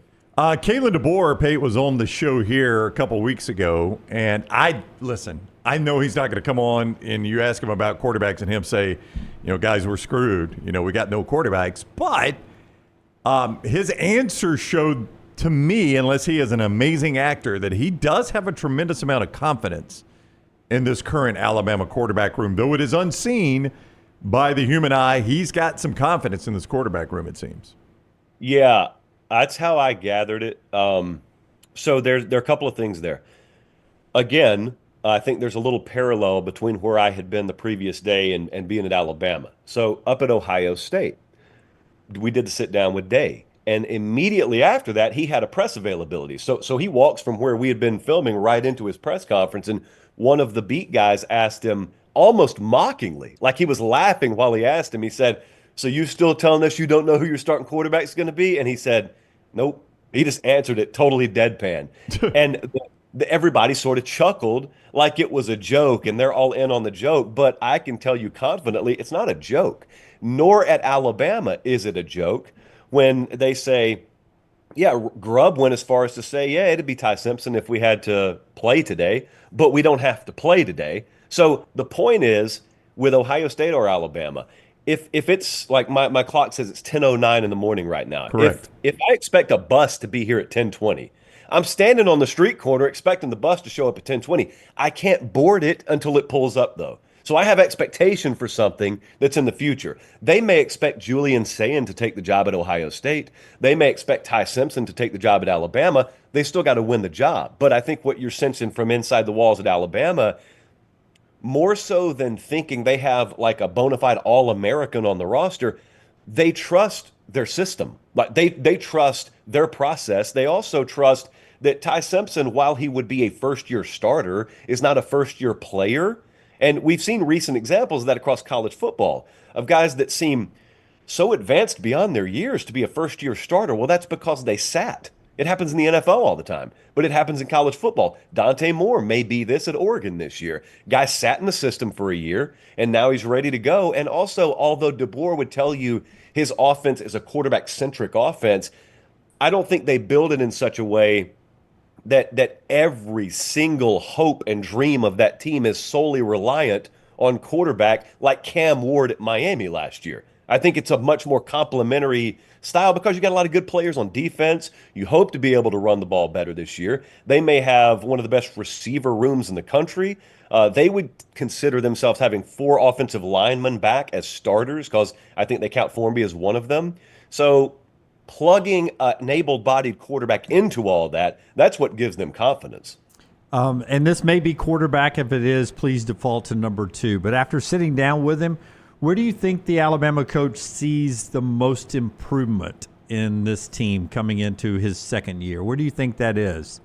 I actually think it's the DB room. I actually don't think it's quarterback. I think they've put themselves in a position year 1 to year 2 where there are guys they started last year that through no fault of their own will be challenged for playing time this year because they've added quality depth, and I mean quality depth.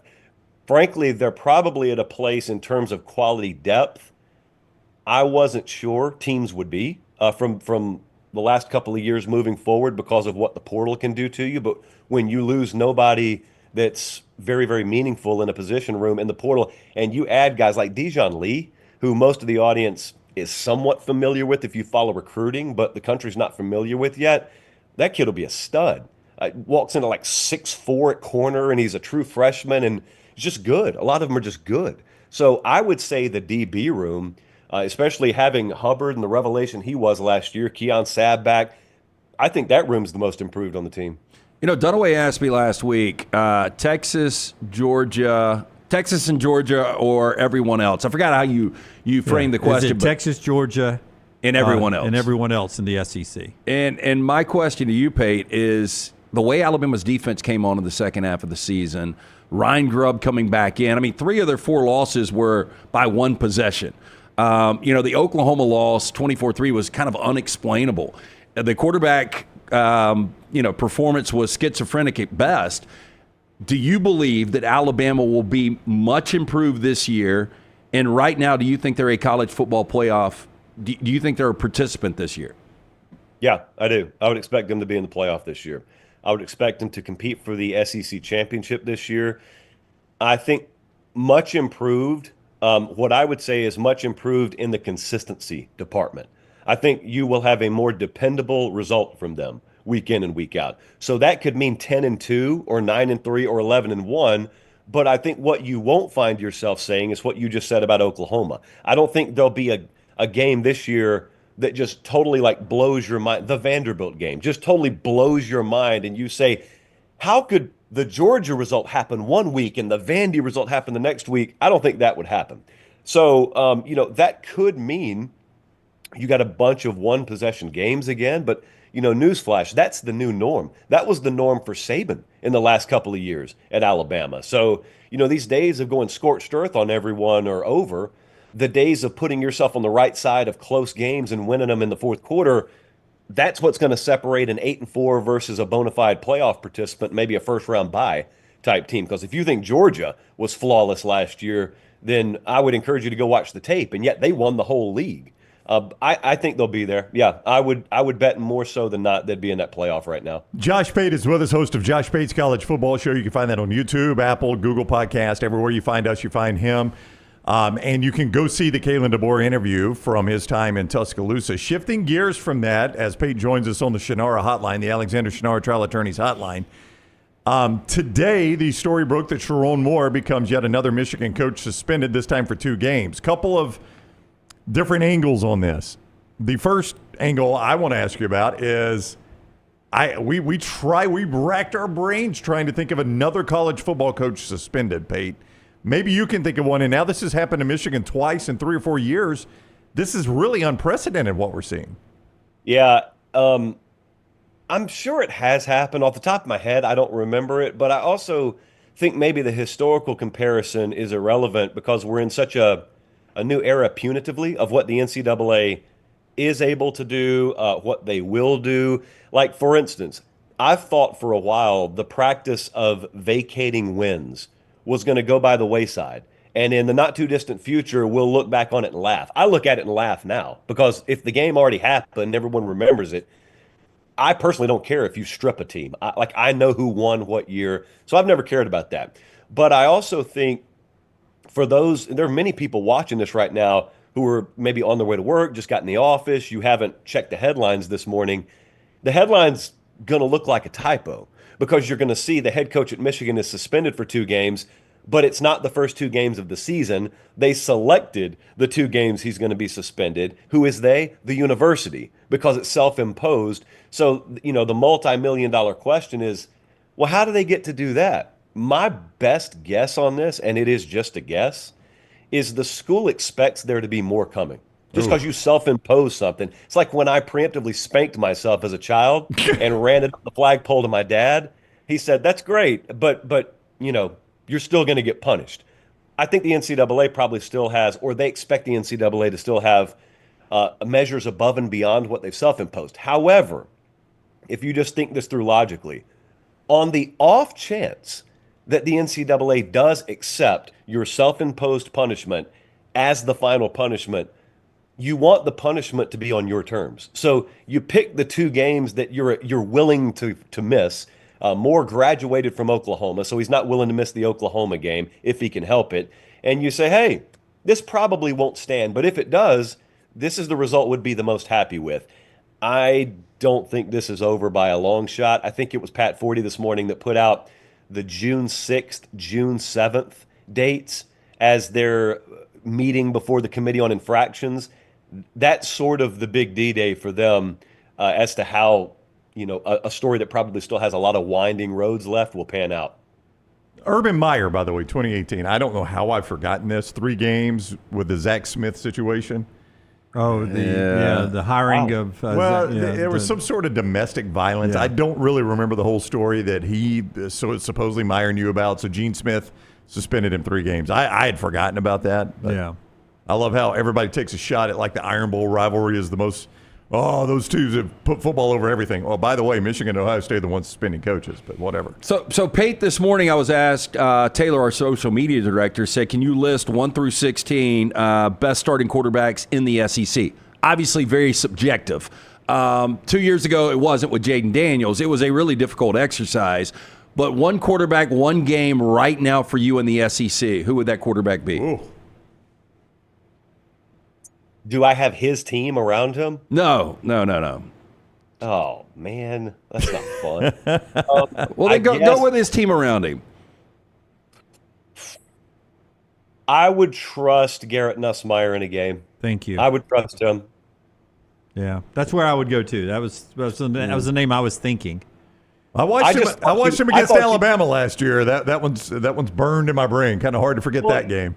Yes, but I mean, whomst amongst us is flawless. I thought she was going to ask me to go 1 through 16 on air right now, at which point we were going to have connectivity issues. Yeah, no, I wasn't going to do that to you. And again, very subjective. I had Nussmeier number 3, but again, that wasn't one quarterback, one game, and maybe with his experience. Wait, where'd you go 1-2? I don't know if I'm. I don't know. Is it okay if I say this? I don't know if we can. We get hits everywhere. Yeah, 1-2, it's fine. So 2, I went John Mateer. Oh, and okay. 1, I went Lenora Sellers, and this is more upside potential. Like if they all play their best, I think Sellers is going to be that guy. Can I alert him that South Carolina is going to be 7-5 at best, 6-6 likely? I agreed with you last week, but I just think Sellers at his best is exceptional. If you're right on Mateer, do you think America is ready for Oklahoma to be a playoff team this year? I've been talking about it. I think Oklahoma is going to be the most improved team in the SEC. I agree with you. I do my own strength of schedule metric. I've got them playing the hardest schedule in the country. Bama 4th, by the way, just for the record. There is a world where you're right and they're the most improved team and they go 9-3. And if they go 9-3 with that schedule, I don't even need to see the rest of the field. They belong in the playoff. Yep. But if you put a 3-loss team in the playoff, we get dumber and dumber the deeper you get into college football season. So the more and more people just yell, you are what your record says you are. If Oklahoma's 9-3, I promise you they're better than some 11-1s out there. And you can also give me that Sellers can be the best quarterback and South Carolina can be 7-5, right? I remember Tim Tebow, his sophomore year, I think they were 8-4 or 9-3, and he was unstoppable. Yeah, that's the kind of season where you do like Ole Miss last year. Like you drop a Kentucky game, then you go smoke Florida on the road. You beat Georgia by double digits. That's the kind of year South Carolina would have. Yeah. I love it. I watch you so much. I love when I start thinking like you because when LT was out last week, Brown and I did most improved teams in the SEC by win total. And I went Oklahoma from 6 to 9 wins. And I like when we're on the same page. You also got to go out to L.A. and talk to Lincoln Riley on your tour with Academy Sports as you visit all these coaches. And what's the atmosphere like there? Because LT's a big USC fan, and it seems like, okay, excitement on Lincoln Riley, all this NIL money, and then all of a sudden it's like Evel Knievel trying to jump a canyon. The chute's out, and he's drifting into the water last year. Is there excitement in L.A. for this USC program inside the building? Yeah, so much so that you wouldn't believe it if you didn't visit it yourself. You would think a team that's regressed in record 3 straight years, coming off a 7-win regular season, you would think the vibe is they're searching, kind of blindfolded, searching in the dark. He thinks that they made the right defensive moves a year ago. And there's reason to believe that. They made quantum leaps in defensive production last year, but they really expect it to ramp up this year. And for the record, I agree with that. They also, and this is more administrative than just Lincoln Riley, they finally said, we're going to do whatever it takes on the NIL front. They went and hired Notre Dame's general manager, Chad Bowden. So he's out there now. They have loaded up, front-loaded on their recruiting class, which I'll go ahead and finish the audience's thought for them. That doesn't mean anything until they're on campus. I get that. But they've loaded up on them early. It's a different vibe, but there is a similarity to what Lincoln Riley did at USC and what Luke Fickell did at Wisconsin. Both of them I think the world of as coaches. They hired incorrectly on a side of the ball when they got there. Fickell went the wrong way offensively, And now they're paying the price because they're having to reset in year 3. Lincoln went the wrong way defensively, and he paid the price because he had to hit the reset button. But that doesn't make the move, the second move, right or wrong just because you lack patience. That's the big question. Do they have enough patience with him? Could they swallow one more 8-win season if it means they're en route to playoff contention? That's for them to answer. I don't know. I'm not a USC fan, so I don't know the answer to that. But you would be floored if you walked in that building, because the vibe is like a Georgia or an Alabama or an Ohio State, but the results don't match that. And I felt the same way at Florida last year. Florida was coming off a bad year. Napier's on the hot seat, but they're so resolute and so confident in what they're doing. It's almost like it's just a given that the result's going to come. There is such a faith in what they're doing. That's the way it felt at USC. Yeah, and look, I think last year was a better overall team. They just didn't have an elite quarterback. You know, I think if Caleb Williams is quarterback last year, they go 11-1 more than likely. Yeah. I don't know if they've got that elite quarterback. But back to Bowden and what he's doing, coming in from Notre Dame, evaluating talent. He seems like one of those guys that doesn't mind working 24 hours a day, and he is all about bringing a championship back to L.A. Yeah, very, very driven, very tunnel-visioned. Will be polarizing because of the vibe he gives off. He will never be a guy who's the most popular amongst his peers, but that's not a bad thing if you're a USC fan. But everything that you feel, if you're a USC fan, everything you want your leadership saying, AD, head coach, general manager, the least I can say about them is there's alignment there. And not just publicly, but behind the scenes. And this is the first time I would have said that about USC fully since Lincoln Riley's been there. He never said it publicly, but I'll say it. There was really poor alignment there. That's not the case anymore. That does not guarantee anything. But lack of alignment does guarantee that something will never happen. There is 1 month left in what is considered tornado season in the Midwest and Deep South. Is it projected to be active, or are they thinking maybe it has died down? We got to get this blocking high out of the way right now. We got the Omega front, right? Is that terrible? I mean, it's great if you own property, but it's terrible if you're trying to chase tornadoes. So sure. I was looking at, all the Cape values dropped today, so we're not going anywhere today out in the Midwest. I'm gonna fly to Austin later tonight because I have a date at Texas tomorrow. That's as specific as I can get. Okay. But it looks like there could be some mild to moderate activity there. So I don't know if Sark's ever had someone dump an interview with him to go chase, but it could happen tomorrow. Yeah. I don't know. It could theoretically happen. Yeah. Wow. Classic song, Rock You Like a Hurricane, came on yesterday. Big Scorpions guy. Scorpions. And I'm just sitting there thinking, where do you come up with the lyrics, Rock You Like a Hurricane? Could Rock You Like a Tornado? Could that have worked? Man. It could. I'm trying to think. The Twister soundtrack notoriously is the most underrated soundtrack in existence, and what they did is they loaded it up with like metaphorical lyrics. Alison Krauss had a good song on there. Lisa Loeb, people think she's a one-hit wonder. No, sir. Lindsey Buckingham and Stevie Nicks had a song on there with Mick Fleetwood on drums that was not a Fleetwood Mac song.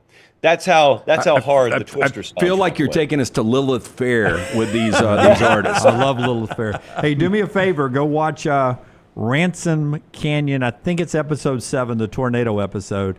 You will poke your eyes out. It is so cheesy. Oh, no. Right. It is horrible. Horrible. Actually, go watch Josh Pate's college football show. You can see on his YouTube channel the Kalen DeBoer interview. I get the feeling there might be a Steve Sarkisian interview coming up. I don't know. I don't want to put or Arch Manning. Yeah, I don't want to put. It could be. I don't know. I don't want to pin Pate down on anything. But go do that. Follow him at Josh Pate CFP. Thank you, Pate. Safe travels. Always good talking to you. See you guys. All right, buddy. Take care. Josh with us on the Alexander Shunnarah Personal Injury Attorneys Hotline. And before we get to 4 downs, our friends at Way to Wellness bringing you the show today. Leslie and her board-certified team ready to help you out. I sent somebody that direction just at the end of last week because they're wanting to get in a little bit better shape. They've aged a little bit. They don't run as much anymore, and they put on a few pounds.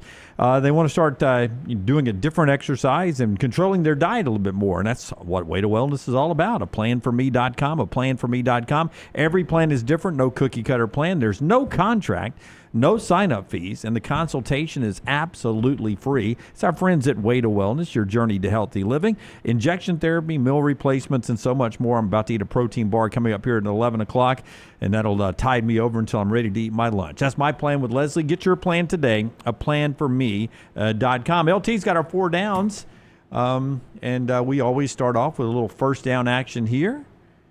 LT, what do you have for us? First down.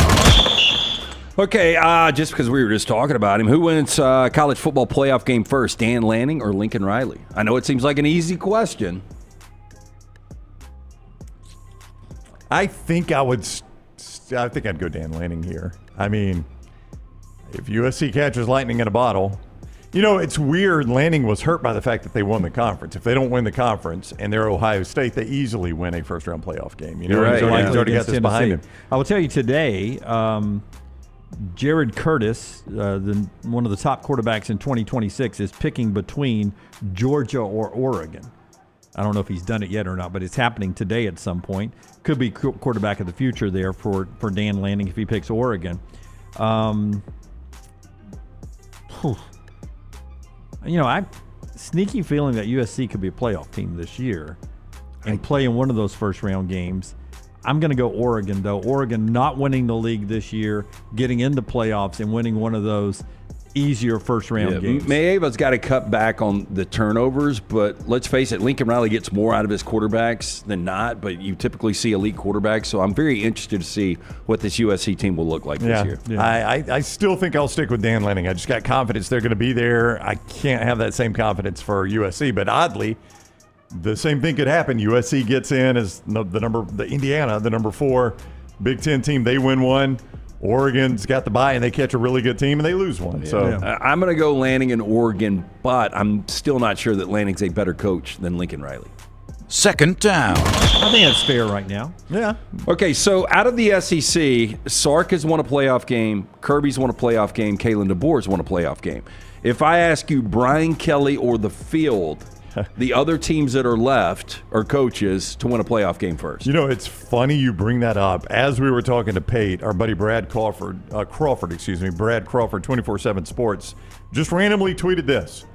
Since beating Nick Saban in his first season at LSU, Brian Kelly has coached 9 games against ranked teams. What do you think his record is? 9 games. This is since he beat Saban year 1. So after beating Saban year 1, he's coached 9 games against ranked teams. What would you guess his record is? 1-8. I hope it's not 0-9. It's 2-7. Lance is close. Still not good. That is not good at all, especially at a place like LSU. You do that at Vandy and they celebrate you. You do it at LSU, they fire you. I still think I would take Brian Kelly over anybody else just because of LSU. I mean, because you look at Heupel. You got Venables as a possible playoff team. Venables. I don't buy it, but it's going to be close. Elko. I mean, do you throw Freeze in the mix? I probably would go. So this is Brian Kelly or the field in the SEC. You get everybody else. Yeah, I'm going to go Brian Kelly. They've spent a lot of money this offseason to improve that roster. Yeah, boy, they better get in this year. I mean, look, they were 9-4 last year, so it's not like they're really far away. Yeah, they picked up Houston's A.J. Halsey. He played at Houston last year, had 5 interceptions, 74 tackles. One of the best safeties in football. Was first team all Big 12 and picked him up over the weekend, adding to the roster down there already. They've spent some money this offseason. That's a team that expects to make the playoffs this year. Yeah. So I'd go Kelly. I think I'll take the field, though. And this is against my normal praise of Brian Kelly, which people point out we love him too much on this show. Not true. I'm starting to wonder if I do, though. I mean, his performance at LSU has been disappointing. I don't know what overall letter grade you'd give him at LSU. I would give him a C. A C is about as generous as you could be. And that is not why I pay Brian Kelly all that money to leave Notre Dame. They did play for an SEC championship. You had a guy win a Heisman. But from that point, it's done this right here. I still think it's a C. That was A. He was an A then, Lance, and then it is. He dropped his score to a C, so I'll go field. Third down. Adele, 37 years old. Better career ultimately, Adele or Steph Curry? To me, this one's not even close. It's not even close for me either. I love Adele. I want to see what's next for her because she was hot, then did this residency in Vegas, which was a tough ticket, small room. But what's her next album like, and what is that sound? First couple of albums, I have loved her. But it's Steph Curry right now for me. He changed the way we play the NBA. He changed the league. Best three-point shooter in the history of the game. Yeah, that's got to carry something. He's won the titles. Yeah, but before that, it was what, Ray Allen or Reggie Miller? I mean, great players. Great players, but he's got the titles. And to Dunaway's point, we don't play the game like we used to play. Building a team, Golden State building around Steph Curry kind of changed the way everybody's playing the game. So I think I'd actually go Steph Curry. I would go Adele. Oh, it's not even close the other way. Oh, I think it's not even close. It's not even close the other way. Yeah. I think Adele is one of the more talented vocalists we've ever seen. She's one of them. I mean, there's a lot of people that can sing, but she's one of them. Well, there's a lot of people that can play basketball. Yeah, but they can't shoot a three like Steph Curry or they'd be in the league. Yeah, a lot of them do. Like just the other night. When's the last time Steph won a championship? I'm not saying that. I'm just saying you got to give me. He's the best three-point shooter ever to play the game. It's not even really close. But again, before that, it was Ray Allen or Reggie Miller. Yeah, but. Well, before they Adele, didn't change the game, though. You admit we played the NBA game differently. Yeah, now but I think the NBA game was brothers. No, I think they helped. I think they were kind of the high water mark, but I still think the game was evolving in that direction. It was evolving, but everybody looked at them and they won championships doing it. It wasn't like some, it wasn't like some, I don't know, outlier. It was the championship team doing it. I'll never forget. I was sitting in this steak restaurant in L.A. and talking to a bunch of different people around, and this one lady had gone to see Adele 4 consecutive nights at Staples. Yeah, and she sold it out 4 straight nights in L.A. So I'm just saying, like, Adele could go to any large city in the world and completely sell it out. Yeah. I feel like the back room's itching on this one. Yeah, I want to say this. One thing I love about the analogy is that neither one of them physically are the prototype for what it is that they accomplished. That's a great point. You're right. Meaning, like, Adele is not the traditional pop star look, and then Steph Curry was looked at as this sort of wild pick out of Davidson. Yeah, this skinny 6'3" kid. It's kind of funny how they both evolved, too, because, Steph is just so comfortable, great handle, doesn't miss a shot, and then Adele went from this really big, busty Brit that couldn't even put makeup on to, like, money has shaped her and she's lost all this weight, and like you couldn't even, she looks completely different than she used to look when she busted onto the scene. And by the way, to answer your question, the Warriors won a championship in 2022. He's got 4 of them. I mean, we're talking about one of the greats of all time here with Steph. The face of 4 championship teams. You got to factor in Adele with the best Bond rendition of all time as well. Skyfall, I don't disagree. But I do think Steph Curry is the answer. Okay. When's the last time Adele was on the last album release? When's the last time I think the last time she released an album, it's always going to be number 1 because that's kind of the go-to for artists. Like if Drake or Adele's dropping Stay Away. But I think it was 2016, I think. Her approach is quality, not quantity, Jim. Yeah. Well, I know. But her next album, to get into this conversation, I'm sure it'll be good. But it needs to be good and probably needs to be a little different than what it always is. We all look forward to crying to it. Yeah. 4th down. Obviously, today, Cinco de Mayo, we've got big plans with our friends Trampled by Tacos coming up. We'll give you more information on what we're going to be doing on their patio from 3 to 5 today. But if I ask you the best thing to ever come out of Mexico, I get the feeling the food that I actually like isn't really Mexican. It's just American Mexican. And I actually prefer Tex-Mex more than I do just straight Mexican, but you don't get a lot of that around here. Be honest, Brown, you wanted to say it used to be the Gulf, but no longer. That's right. It's the Gulf of America now. Can't say it. Best thing to come out of Mexico. and you could go tequila. You could. I like avocados a lot. Yeah. I think avocados might be a good answer. I love avocados. Fernando Valenzuela. Oh, excellent call there, Jim. Salma Hayek.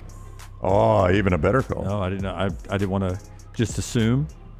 I think. Lance just there we assumed. Go. Yeah, there we go. I did. Yeah. The correct answer here is homemade tamales. Yeah. Oh, I like Mississippi Delta recipe. I mean, better. Sterling does a pretty damn good job with it. And I don't think he's been to Mexico. Delta, yeah. Okay. Selma Hayek is Mexican. Yes. Yeah. Yes. I did Aged check that. 58 years.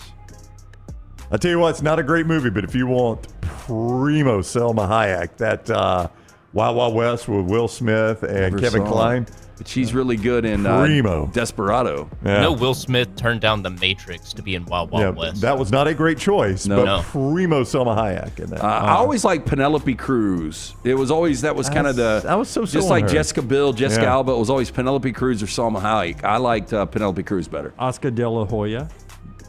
Really good. Yeah. Great fighter. Very good, very Can I good. just point out, Brown, I love you, but out of all the 90s movies you haven't seen, you have seen Wild Wild West? Yes, we do this often. Oh. Yes. We love I asked to him point on out. Friday. We were doing a specialty show from Barbers, and I was like, "Hey, find a way to watch it this Yeah, I weekend." did not. I He did not find He a way did to watch not. it. But he finished The Pit and White Lotus, so Yeah. he did watch a lot of TV. That's our 4 downs today. Actually brought to you by our friends at Trampled Tacos. You were talking about us being out there. Tell them where we're going to be and why. Yeah, so Trampled by Tacos is, I'll give you the exact address if you'll hang with me here for a second. It's right off 280, man. It's Yeah. in between the Walmart and the Chick-fil-A. You There can't you beat go. that Yeah, location. that's- yeah. Okay, Yep. fair enough. We're going to have great specials out there. I think it's $8 off the margarita pitchers, $3 off the Mexican beers. We've got live music out there with Wax Monkey. What kind of genre do you guys think Wax I'm Monkey going to say is? Wax Monkey plays the hits from the 90s. I can hits. see that. They're going to block off the parking lot, so it's going to be a big celebration. We will be out there 3 to 5. Come enjoy all the specials. I had dinner in there with Jace on Friday night. The food is fantastic. But join us for Cinco de Mayo, celebrating at Trampled by Tacos, right off of Highway 280 from 3 to 5 today. And music's part of Lakefest every year, Brownie. Tell us about Lakefest. Yeah, Logan Martin Lakefest coming up this weekend is Logan Martin Lakefest. You can go enjoy every single bit of it out there at Logan Martin Lake there in Pell City. Listen, Friday night, it's Bama's biggest in water boat show, first of all. So let's start there. They're going to have more than 80 boats, the vehicles that go with them, the entertainment vehicles, all of that right there. They're going to have a beer garden. They're going to have live music. Friday night, fireworks for our brave United States veterans to honor them. They will do that Friday night. Saturday, the Mermaids and Mateys Parade for the kids. And then Sunday, mimosas for mom. You can get those at Logan Martin Lakefest. See more online, loganmartinlakefest.com. Amherst brings it to you, and for the first time in the history of Lakefest, Amherst is going to offer 0.5% off interest rates. You say that doesn't sound like much. Could mean as much as $100 a month and $12,000 over the life of the loan. See everything, loganmartinlakefest.com, loganmartinlakefest.com. Follow The Next Round on Twitter, Instagram, and Facebook at Next Round Live. I'm attorney Alexander Shunnarah, Alabama born, Alabama raised, and ready to fight for your rights. I have one of the largest firms in Alabama, and we are here to help you get the compensation you deserve. Call me, Alabama, 323-1000. No representation is made that the quality of legal services to be performed is greater than those of other lawyers. Hey, Lance Taylor from the Next Round to tell you about one of our favorite places for breakfast, lunch, and dinner. That is Hamburger Heaven since 1982. Hamburger Heaven has been serving Birmingham's best hamburgers, cheeseburgers, French fries, hand-spun milkshakes, and sandwiches made fresh to order. All of their ingredients are fresh and prepared daily. This includes their beef, always fresh, never frozen, hand-pattied each and every day. For breakfast, lunch, or dinner, visit any of the 4 locations, Highway 280, Irondale, Gardendale, and Homewood. This hour of The Next Round is presented by the Birmingham Racecourse Casino, now featuring 7 days of giveaways with your chance to win a share of up to $125,000. The more you visit the Birmingham Racecourse Casino, the more chances you have to win. Since you listened to my last message so well and got rid of those cargo shorts and stained t-shirts, it's time to replace them with Rowback. Go to rowback.com and click on the Refresh collection to find all that you need for an EG-approved wardrobe. It includes pieces that will have you ready to hit the golf course after a busy day of meetings or comfy favorites for travel and working from home. Get 20% off using code TNR20. See, I'm saving you some money. If you're looking to expand business and inform the Next Round audience about your exciting brand, contact us. Send an email to sales@nextroundlive.com to be a part of the team and advertise your product to hundreds of thousands of potential customers on our ever-expanding platform. Join our existing partners in the fastest growing media space, both live and on demand, and reach the most desirable audience for your business. Get information and more by emailing sales@nextroundlive.com, and one of our team members will work with you to take your business to the next level with the Next Round. Storm season is here. Make sure you have a plan of action in place right now. Greg from Pell City and Storm Restoration Roofing should be your first call when storms hit. Insurance companies love working with Storm Restoration Roofing because of Greg Nelson's name and reputation in the industry. When storms hit, call Greg Nelson. He's local, 205-542-3531. He's the home of the free no-cost roof inspection. Greg from Pell City on Facebook, 205-542-3531. It's Storm Restoration Roofing. It's bow time. Tired of choosing between sweet and savory? Why not have both? Introducing Bojangles' new chicken and bowberry waffles. The bold Cajun chicken filet you love, now drizzled with a bowberry honey glaze and sandwiched between two warm waffles. Which means your favorite meal of the day just met your new favorite dish. And lucky for you, it's served all day. But it's only here for a limited time, so try chicken and bowberry waffles at Bojangles today. It's bow time. The 15th annual Logan Martin Lakefest and Boat Show, presented by AmFirst, is May 9th through the 11th on Logan Martin Lake in Pell City. The Logan Martin Lakefest and Boat Show is totally free to the public. Bama's biggest in-water boat show, 80 boats, lake lifestyle vendors, food trucks, beer garden, and live music all weekend long. There's fireworks on Friday night to honor veterans, a mermaid parade on Saturday, and free mimosas for Mama on Sunday. All by going to LoganMartinLakefest.com, LoganMartinLakefest.com. Start your day online with our website, nextroundlive.com. The latest videos, podcasts, and college football stories. It's also a great way to stream the show or shop in the Next Round store. Stay connected by visiting nextroundlive.com. That's nextroundlive.com. I'm attorney Alexander Shunnarah, Alabama born, Alabama raised, and ready to fight for your rights. I have one of the largest firms in Alabama, and we are here to help you get the compensation you deserve. Call me, Alabama, 323-1000. No representation is made that the quality of legal services being performed is greater than those of other lawyers.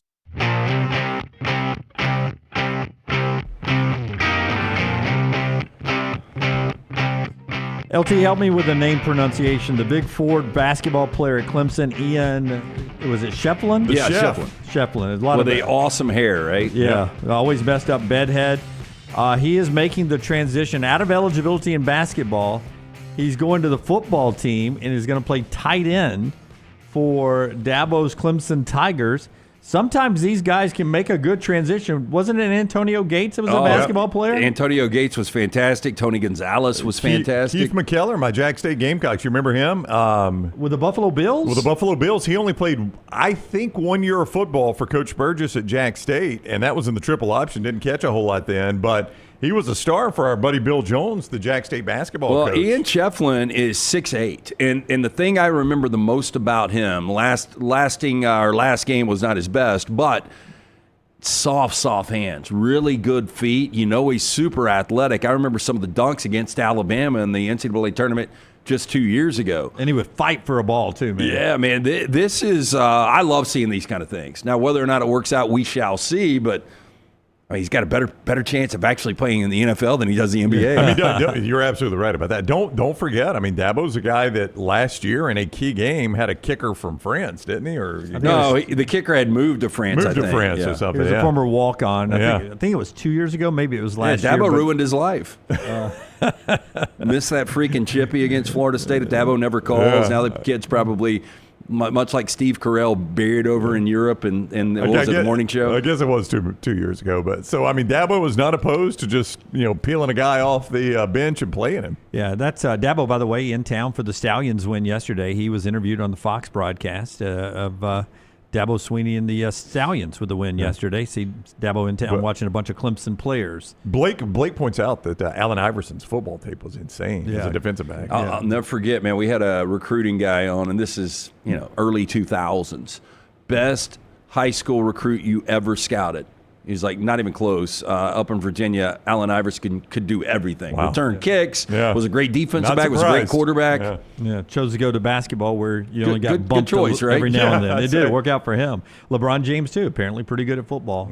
Chose right going to basketball. LT chose right a few years ago. Dr. B changing his landscape on top of his head. Dr. B, best in the business. Again, man, if you're starting to thin out, it doesn't matter. I mean, this can happen in your 20s. It can happen in your 30s, 40s, 50s. Whenever you want to maintain, you want to grow grow some of that hair back. Our friend Dr. Beckenstein, best in the business, 205-319-0316. When you call that number, make sure you tell them the next round sent you. They're going to hook you up with a consultation. T3hair.net for more information. I do that non-invasive treatment. I actually did it when I got in late last night watching The Last of Us on the couch from Atlanta. Did it for 30 minutes. I do it 3 times a week. My hair has more than doubled in thickness. T3, new test. It's easy, painless, affordable. Takes 4 seconds to perform. It's going to show which medicines and compounds will specifically work for your hair loss. There are over 10 categories of agents they use, knowing they will work for you. They will custom compound these agents for you in pill or topical form. You pick and choose which agents you want. Men and women ordering Hims, other products online,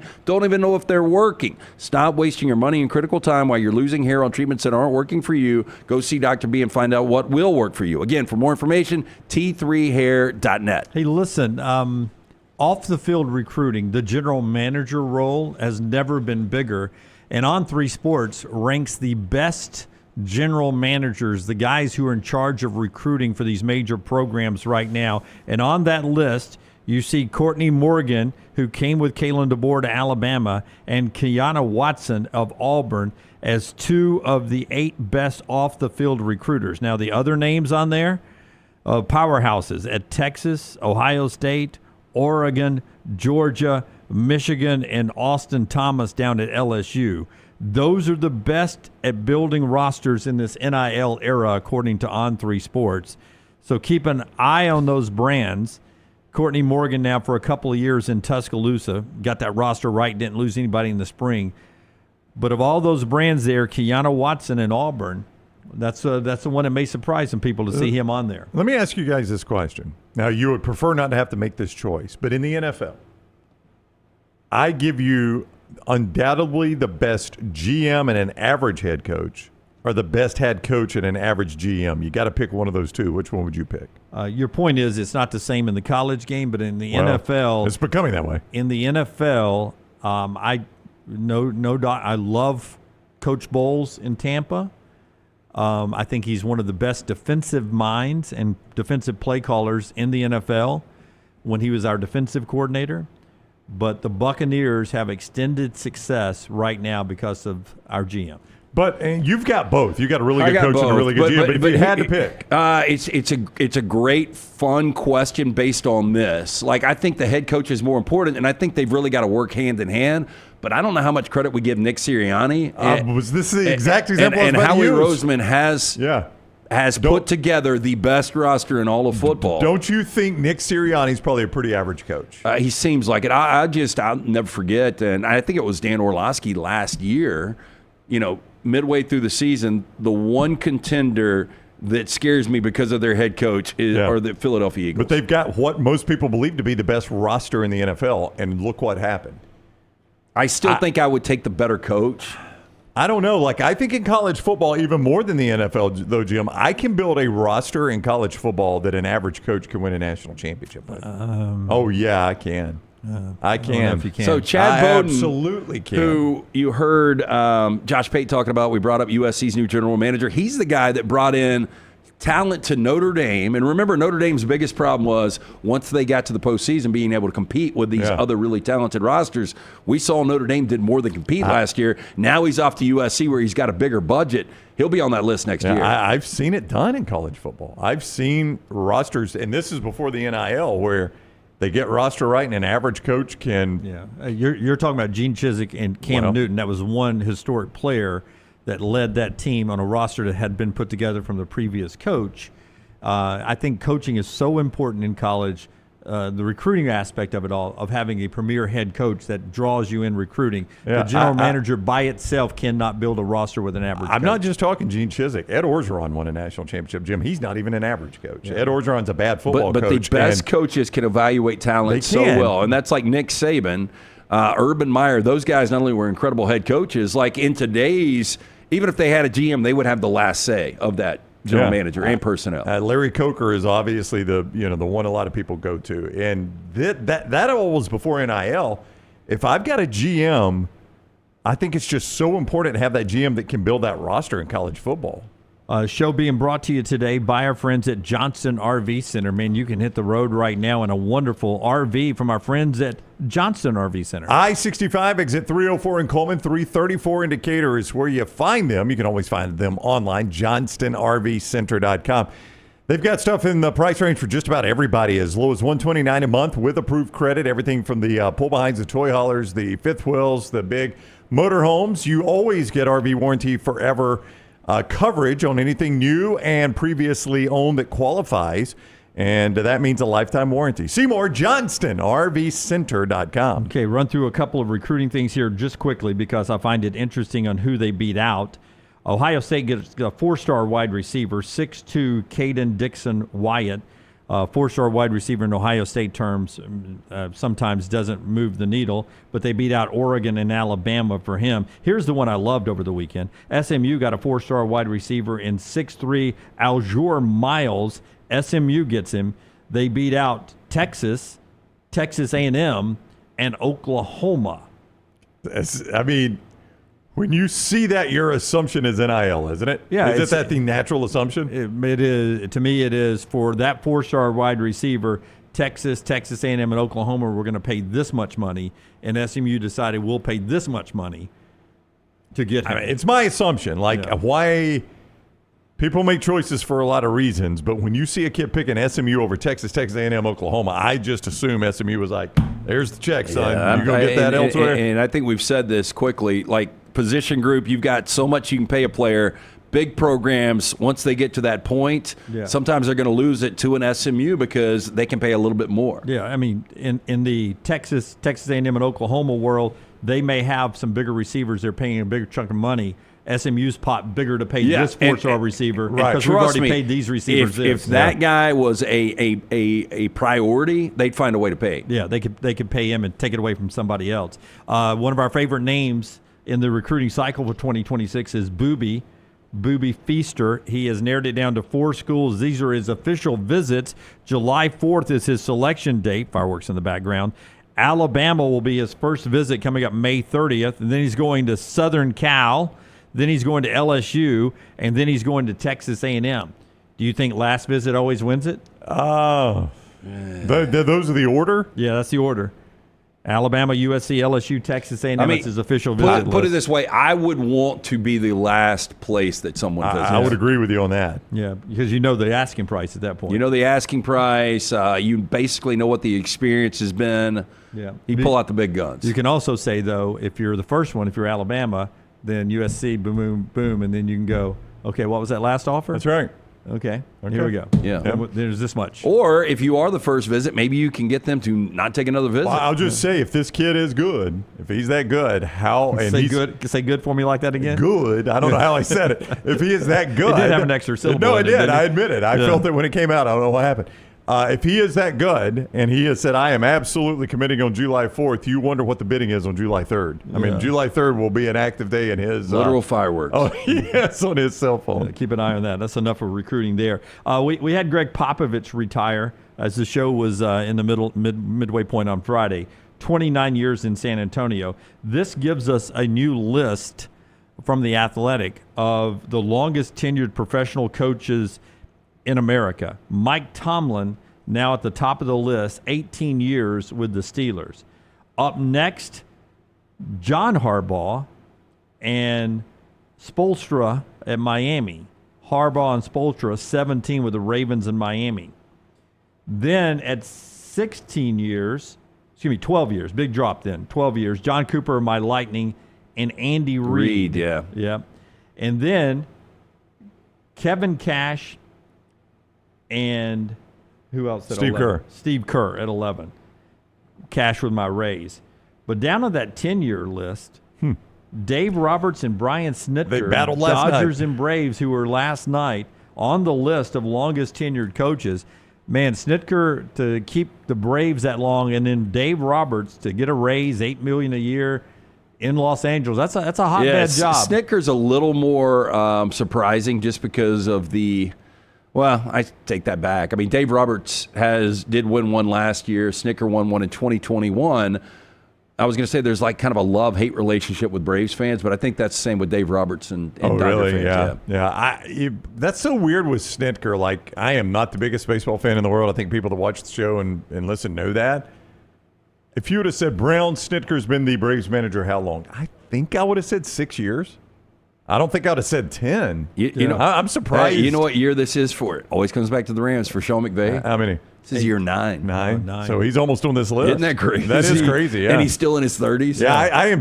Rusty says it too. It's hard to believe Snitker's been there 10 years. A decade of Brian Snitker with the Atlanta Braves over there. Braves and Reds tonight back at Truist, 6 o'clock for that contest. Padres and Yankees tonight. And don't forget a new Pennant Grace comes your way on Tuesday with Josh and Emily Grace. That's every day live, or Tuesday and Thursdays live at 12:15. Every day live at 2 o'clock. You get the meltdown. And I don't know all the time what the meltdown's going to discuss, but I would have had a meltdown if I was on the golf course and I saw this happening. Riviera Country Club back on Friday, small plane emergency landing. Watch this guy hold his ground here recording a plane coming down on the golf course. That's a little too close to me, brother. Yeah. I'm standing right here on the tee box over beside the green there. That's a tough fairway to hit. And that landing at Riviera, bringing back our thoughts. Was it Harrison Ford? Yeah. Harrison Ford put one down on a golf course. Yeah, in that area. This is in the Palisades. So did the Feds and Casino when Pesci was out there playing golf. You remember? Yeah, so my question is, if you're on the golf course playing, you got your phone out, do you hold your ground as much as that guy did right there? I mean, that guy is closer than I would want to be. I mean, I am going to go ahead and play over the plane now that he's settled. Wait a minute. Let me back up. First of all, Riviera, I mean, that's a top 20 course in the world. Yeah, that's where they'll play the golf of the 2028 Olympics. Yeah, and it hosts a PGA Tour event every year. But look at this. So you're in the golf cart. Yep. That's pretty dang close with a plane that's doing an emergency landing. Yeah. So you know something's not right on the plane. No doubt. Yeah, I'm going to go check and make sure the guy's okay, and then we're going to play on. Everybody's okay. Yeah. Everybody's okay on board. Nobody was hurt. Then I'm playing through. Milton, do you hold your ground recording this here? No, absolutely not. That's clear decapitation for me potentially with the wing. Yeah. That's Tyler, true. For all people, Melt that needs to get away. Tyler, do you hold your ground? Absolutely not. Tim might get hit by the wing, but I'll get sucked into the engine. Yeah. Propeller, I don't think it's going to suction you. It wasn't a jet. In the old days, you don't know in the old days, we used to have propellers. It's an old plane. No, they still do, right? Yeah. To Tyler's point, I've got to be close enough to know all that. I'm gonna. That scene from Game Night, the movie where it gets sucked into the jet propeller, is probably still affecting Tyler. The best in your mind. Best is the bloody dog, right? Little bits and pieces at that point. There was a young lady who's a pilot out at Barber in our show on Friday, and she's learning to fly. And I was asking her, well, what's the next lesson? She goes, actually, tonight we're doing stall drills, where they stall in midair, and she has to recrank the engine. Yeah, it doesn't sound fun. Yeah, I'm like, I wonder if that's what happened here at Riviera. They were doing some kind of drill. Scary moment there. I'd have packed that phone up and hit the footsteps trying to get back to the clubhouse. Let's get out of here. All right, top of the hour. One more hour to go on the show that's being brought to you by our wonderful friends at Woodhouse Day Spa. Just a great place to go. Look, if you're in need of relaxation, give yourself the gift of relaxation. But if you've got the wife or girlfriend you're planning on having that guy trip, maybe you're just going to be playing golf all weekend, send them to the Woodhouse Day Spa. They are going to absolutely love it. If you're in the doghouse for whatever reason, get you a gift card from the Woodhouse Day Spa. You can stop in, see Stuart and the great staff located conveniently at the Summit Shopping Centers, or you can order 24/7 online gift cards. They'll send it right to you. Birmingham.woodhousespas.com. Birmingham's best day spa, located at the Summit Shopping Centers right off of Highway 280. You can choose from a menu of over 70 options, including the massages, body treatment, skincare, waxing, nail services. Woodhouse Day Spa, voted America's best day spa since 2009. Again, for more information and to order online, birmingham.woodhousespas.com. And our friends at New Life Art, your chance to get a piece of college sports history painted by Daniel A. Moore. Maybe it's the legend, Nick Saban. Maybe it's one of these great prints right here. You can see them all at danielmooreart.com. Goal line stand, Rocky Block, Gene Stallings National Championship, Kenyon Drake's Dive in the Desert, or Ozzie Newsome's Catch in the Iron Bowl. That's just a few of those you see there. You can see them all online at danielmooreart.com. danielmooreart.com, promo code TNR. Go and check it out. Back in a moment right here on TNR. Take the next round anywhere you go with official Next Round gear. Buy yours today at nextround.store. I'm attorney Alexander Shunnarah, Alabama born, Alabama raised, and ready to fight for your rights. I have one of the largest firms in Alabama, and we are here to help you get the compensation you deserve. Call me, Alabama, 323-1000. No representation is made that the quality of legal services being performed is greater than those of other lawyers. Birmingham's favorite lawn party is back. The Regions Tradition, presented by Coca-Cola, returns to Greystone May 14th through 18th. Watch golf's greatest legends and don't miss the star-studded Celebrity Pro-Am, featuring Nick Saban, Charles Barkley, Nate Oates, Hugh Freeze, and country star Riley Green. Soak up the sun at the White Claw Watering Hole and Casamigos Club. Enjoy the local food trucks and cap off the fun with Monsters of Yacht in concert Saturday following play. The Regions Tradition, presented by Coca-Cola. Get your tickets now. Hey, there's nothing worse than waking up to a plumbing problem. Don't get caught in a flooded house. Call the guys at Hemp Hill Services. Adam, Chad, and the team at Hemp Hill are the only ones I trust to fix it and fix it right the first time. Hemp Hill Services does it right and always at a fair price. For all of your plumbing, cooling, and heating needs, trust the name that Birmingham has trusted since 1954.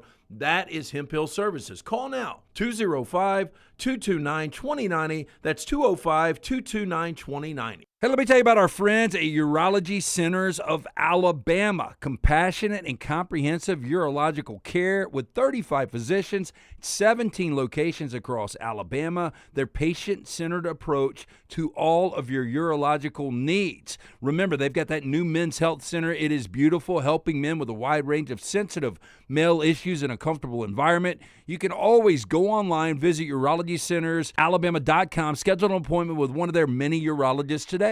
Think about the best summer nights of your life. How many of those were in a great t-shirt?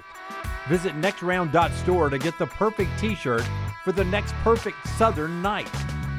Nextround.store. The memories are waiting. You could win a Cadillac CT5 or your share of $25,000 in free play and cash at Birmingham Racecourse Casino. The more you visit, the more chances you have to win. Play the latest, most exciting games around with fun bonuses and big jackpots. You can be a winner too. Come win your share during the Cadillac CT5 and $25,000 giveaway at Birmingham Racecourse Casino. Drawings April 5th and 6th. Located off I-459, exit 31, Derby Parkway. Must be 21 or older, must be present to win. Just because you've quit going to the gym, it doesn't mean that you have to quit gym altogether. Dunaway, that is. With our Next Round podcasts open 24/7, 365, you can access gym anytime you'd like. While you may have done away with your treadmill routine, our version of Dunaway is standing by, ready to get you back to your absolute best. Find all that lovely Jimmy D-led content on Spotify, Apple Podcasts, Google Podcasts, and in the podcast section of nextroundlive.com. This message is sponsored by Jimmy Crypto Inc. and Jimmy Crypto for President. It's bow time. Tired of choosing between sweet and savory? Why not have both? Introducing Bojangles' new chicken and bowberry waffles. The bold Cajun chicken filet you love, now drizzled with a bowberry honey glaze and sandwiched between two warm waffles. Which means your favorite meal of the day just met your new favorite dish. And lucky for you, it's served all day. But it's only here for a limited time, so try chicken and bowberry waffles at Bojangles today. It's bow time. As we all know, there's no off season when it comes to college football. If you want to stay in the know with all things Alabama, join us over on covercrimson.com and get $25 off your annual subscription. We'll keep you up to date and give you exclusive content all the way to the first Saturday of football season on covercrimson.com. I'm attorney Alexander Shunnarah, Alabama born, Alabama raised, and ready to fight for your rights. I have one of the largest firms in Alabama, and we are here to help you get the compensation you deserve. Call me, Alabama, 323-1000. No representation is made that the quality of legal services being performed is greater than those of other lawyers. Jim Dunaway, Lance Taylor, Ryan Brown. Live from the Birmingham Racecourse Casino Studios, the Next Round, presented by Bud Light, is on now.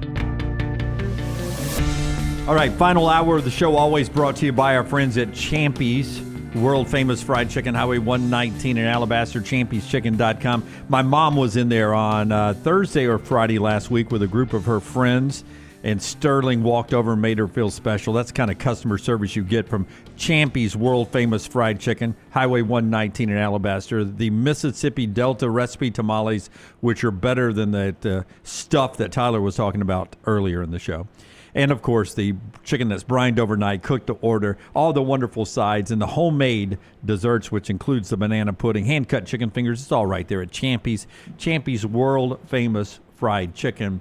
We're about to talk a little bit more college football, but over the weekend, couple of things happened. One of them, Scotty Scheffler shot 31 under to win his first event of the year on the course he made his debut at 11 years ago, just outside of Dallas, to win the Byron Nelson. It's called something else now. The CJ Cup. I don't know what CJ is. Hard to believe he's only 11 years removed from high school. That's crazy, isn't it? Minus 31 under par. And if I'm correct, Brown, it's been done 2 other times by Ludwig Aberg and Justin Thomas. That is correct. 2 recent guys. Oberg and Thomas did it within Thomas the last did 4 or 5 years. 2017 Sony Open, and Oberg did it the RSM Classic. Yeah, that's in Sea Island. So, I mean, my gosh, dude, 31 under. That's crazy. That's getting after it for 4 days of golf. Well, I mean, just think, it's a 72-hole tournament. I know. So you're almost at least averaging a birdie on every other hole. Every other hole. Did he have any bogeys? I think he did have one, maybe the whole. And obviously nobody was close. It's not like that. I mean, he had like an 8 or 9 shot lead most of the weekend. I really didn't watch much of it. I knew there was some history potentially to be made there, but it's kind of boring when you know a guy's going to win. We know there's a big Auburn basketball game that's going to be announced very soon. Stephen Pearl hinted about it the last time he was on the show with us. I don't know what it's going to be. I'm not even covering it up and acting like I don't know what it's going to be. And I don't want to text Stephen to put him in a bad, awkward position. But, man, it would be awesome if it was the 2025 Jimmy V Classic. It would be really awesome. Already signed up to play in the Jimmy V Classic for 2025. Clemson, BYU, and Dan Hurley hinted over the weekend that UConn will be one of the 4 teams and that there's a 4th team still hanging out there. Let's see. Clemson's from the ACC. BYU's the Big 12. UConn's the Big East.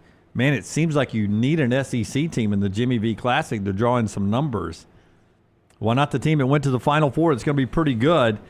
I don't know what that announcement's going to be, but, man, how awesome would it be if it's that one? That's the one that's played in New York City. Am I right about that? Madison Square Garden. Yeah. And they at times they have done the unveiling of the college football playoff between games. So I think they did it again last year. Okay, so that's the time it you were always talking seems about. like Kentucky and Kansas playing that, and Duke. Yeah. It's a November game, and so UConn, Clemson, BYU, we're waiting on that 4th team. We'll see who that ends up being. We did get the opening night doubleheader, the Hall of Fame doubleheader in Las Vegas. BYU is in that one against Arizona. I mean, we think BYU is going to be amazing. They are going to be good. $5 million guy. They got A.J. Diabata. Yeah. BYU and Villanova, Florida and Arizona. So you get A.J. Diabata in that BYU roster, heavily paid for, against Kevin Willard's New Look Villanova team. You get the defending national champion Florida against 2 5-star freshmen at Arizona. That's your opening night. On November 4th, the next night, reports have Duke and Texas scheduled to play each other in Charlotte. Interesting game there. Also, reports have Duke, according to the Field of 68, where I get this stuff from, Field of 68, Duke and Michigan State in East Lansing is going to be on the Duke schedule this year. So some good basketball numbers coming in. I can't wait to see what that one big Auburn game that's yet to be announced is going to be. If we did on your Popovich story, longest tenured college coaches, Ferentz obviously at Iowa, but where is Tom Izzo with Michigan State? He'd have to be it, right? It's got to be it. Right? Yeah. I don't know who else would be. In front of? I mean, it's got to be at least 30 In front years. of Kirk?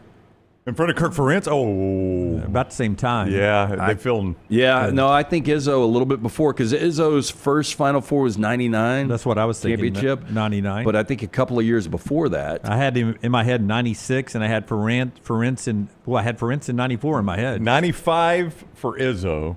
Yeah, that wins. Yeah, Ferentz has not been there that long. Yeah, I think it's 98. Yeah, Ferentz started in 99 at Iowa. Okay. Yeah, so Tom Izzo's. That would be the longest guy. in any sport. And, I mean, still getting it done. They were right there in the Elite Eight with Auburn. I mean, it's not like they've fallen way, way, way off. Yeah. So back to football we go here right after we remind you that the show is being brought to you today by our friends at Hemp Hill Services, and this will lead us to our Shunnarah Spotlight, Melton, if you want to get the spotlight ready. Hey, hard to stop a train, 205-229-2090. Make sure the HVAC unit ready to keep up with this changing weather. Right now, $1,000 off all new HVAC units. Plus, you get 0% financing. Call Adam, Chad, Andrew, the guys there. Whether you experience plumbing, heating, or cooling issues in your home or business, they are ready to serve you. Hard to stop a train. For more information, hemphillservices.com. The College Football Spotlight. The Shunnarah Spotlight presented by our guy, Alexander Shunnarah, elite trial lawyers that have recovered more than $2 billion. One thing Alexander wanted to do was create a firm that could handle any issue his community face. So, Alexander Shunnarah's firm now handles not only personal injury claims, but claims for fire and storm damage, bad drug and device claims, disability, workers' compensation, and a host of other claims. If you find yourself in need of a lawyer, call the Alexander Shunnarah Trial Attorneys. You pay nothing unless they win your case. Shunnarah.com. That is Shunnarah.com. ESPN has an interesting story today about luck and how teams can swing one way or the other, good or bad, off of luck. And we're all in on Clemson having a playoff type year this year. They make a point that Clemson, not using the word luck, beneficial in turnover margin last year. And if you go back to the ACC championship game, that strip sack, was it a strip touchdown that they picked up the ball and ran it in? Oh. Anyway, Clemson, they write at ESPN, Clemson was obviously a solid team in 2024, but the Tigers probably wouldn't have reached the college football playoff without turnover luck. For the reason, for example, they fumbled 16 times but lost only 3 of those. That's hard to do, yeah. In the course of the season. Well, do you buy into luck like that sometimes? I don't know. They were plus 16 in turnover margin, which nationally would have, I think, had them 5th. Okay, but give me Ohio State. I'm going to have to, like Alabama, for example, was 7th. Well, I was just going to say, not 7th. You know, a lot of it is luck. When you lose 16 fumbles, or when you have 16 fumbles and you only lose 3, that is some luck. But I think if you look at your past 10, 15 national champions, they're all going to be plus in turnover margin. You have to win the turnover battle, especially today. You know, Josh Pate was just saying all of these one-possession games, that this is the new norm. Much like the NFL, like teams that turn the ball over in the NFL don't win. Yeah. And that's going to be what you're going to get moving forward in college football. Ohio State was only plus 3. That's pretty low for a national champion, to your point there. Yeah, I wonder what they were in the postseason. You know, I mean, you know, it's probably one of the reasons. I mean, they obviously had the bad turnovers against Michigan. Yeah, I can give you that. So in the postseason, I bet they were really good. All right, so they played Tennessee. They were -1 against Tennessee. How did they win that game by going away and they're -1? They threw an interception. That was it, and they did not. That's amazing. They didn't create any Tennessee turnovers in that game. You'd have thought. They were 0 against Oregon. They were +1 against Texas. They were -1 against Notre Dame. So they were actually -1 in the playoffs. That is crazy. Yeah. -1 and still won the national championship. Like if I would have told you championship. guys going into it, okay, Ohio State is going to be minus in turnovers in this postseason. How far do you think they get? I would have said Tennessee probably beats them. Yeah, 100%.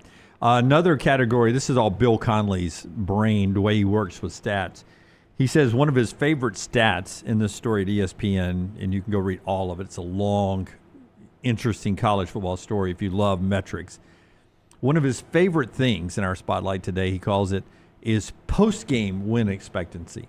That when you go after the game and you look back and see if a team was supposed to win the game or not. And the one he highlights is Alabama and Vanderbilt.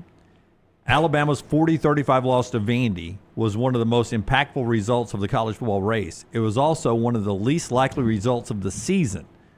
Bama averaged 8.8 yards per play to Vandy's 5.6 yards per play. They generated a 56% success rate. Vandy, 43% success rate. And they scored touchdowns on all 4 of their trips inside the red zone, did Alabama.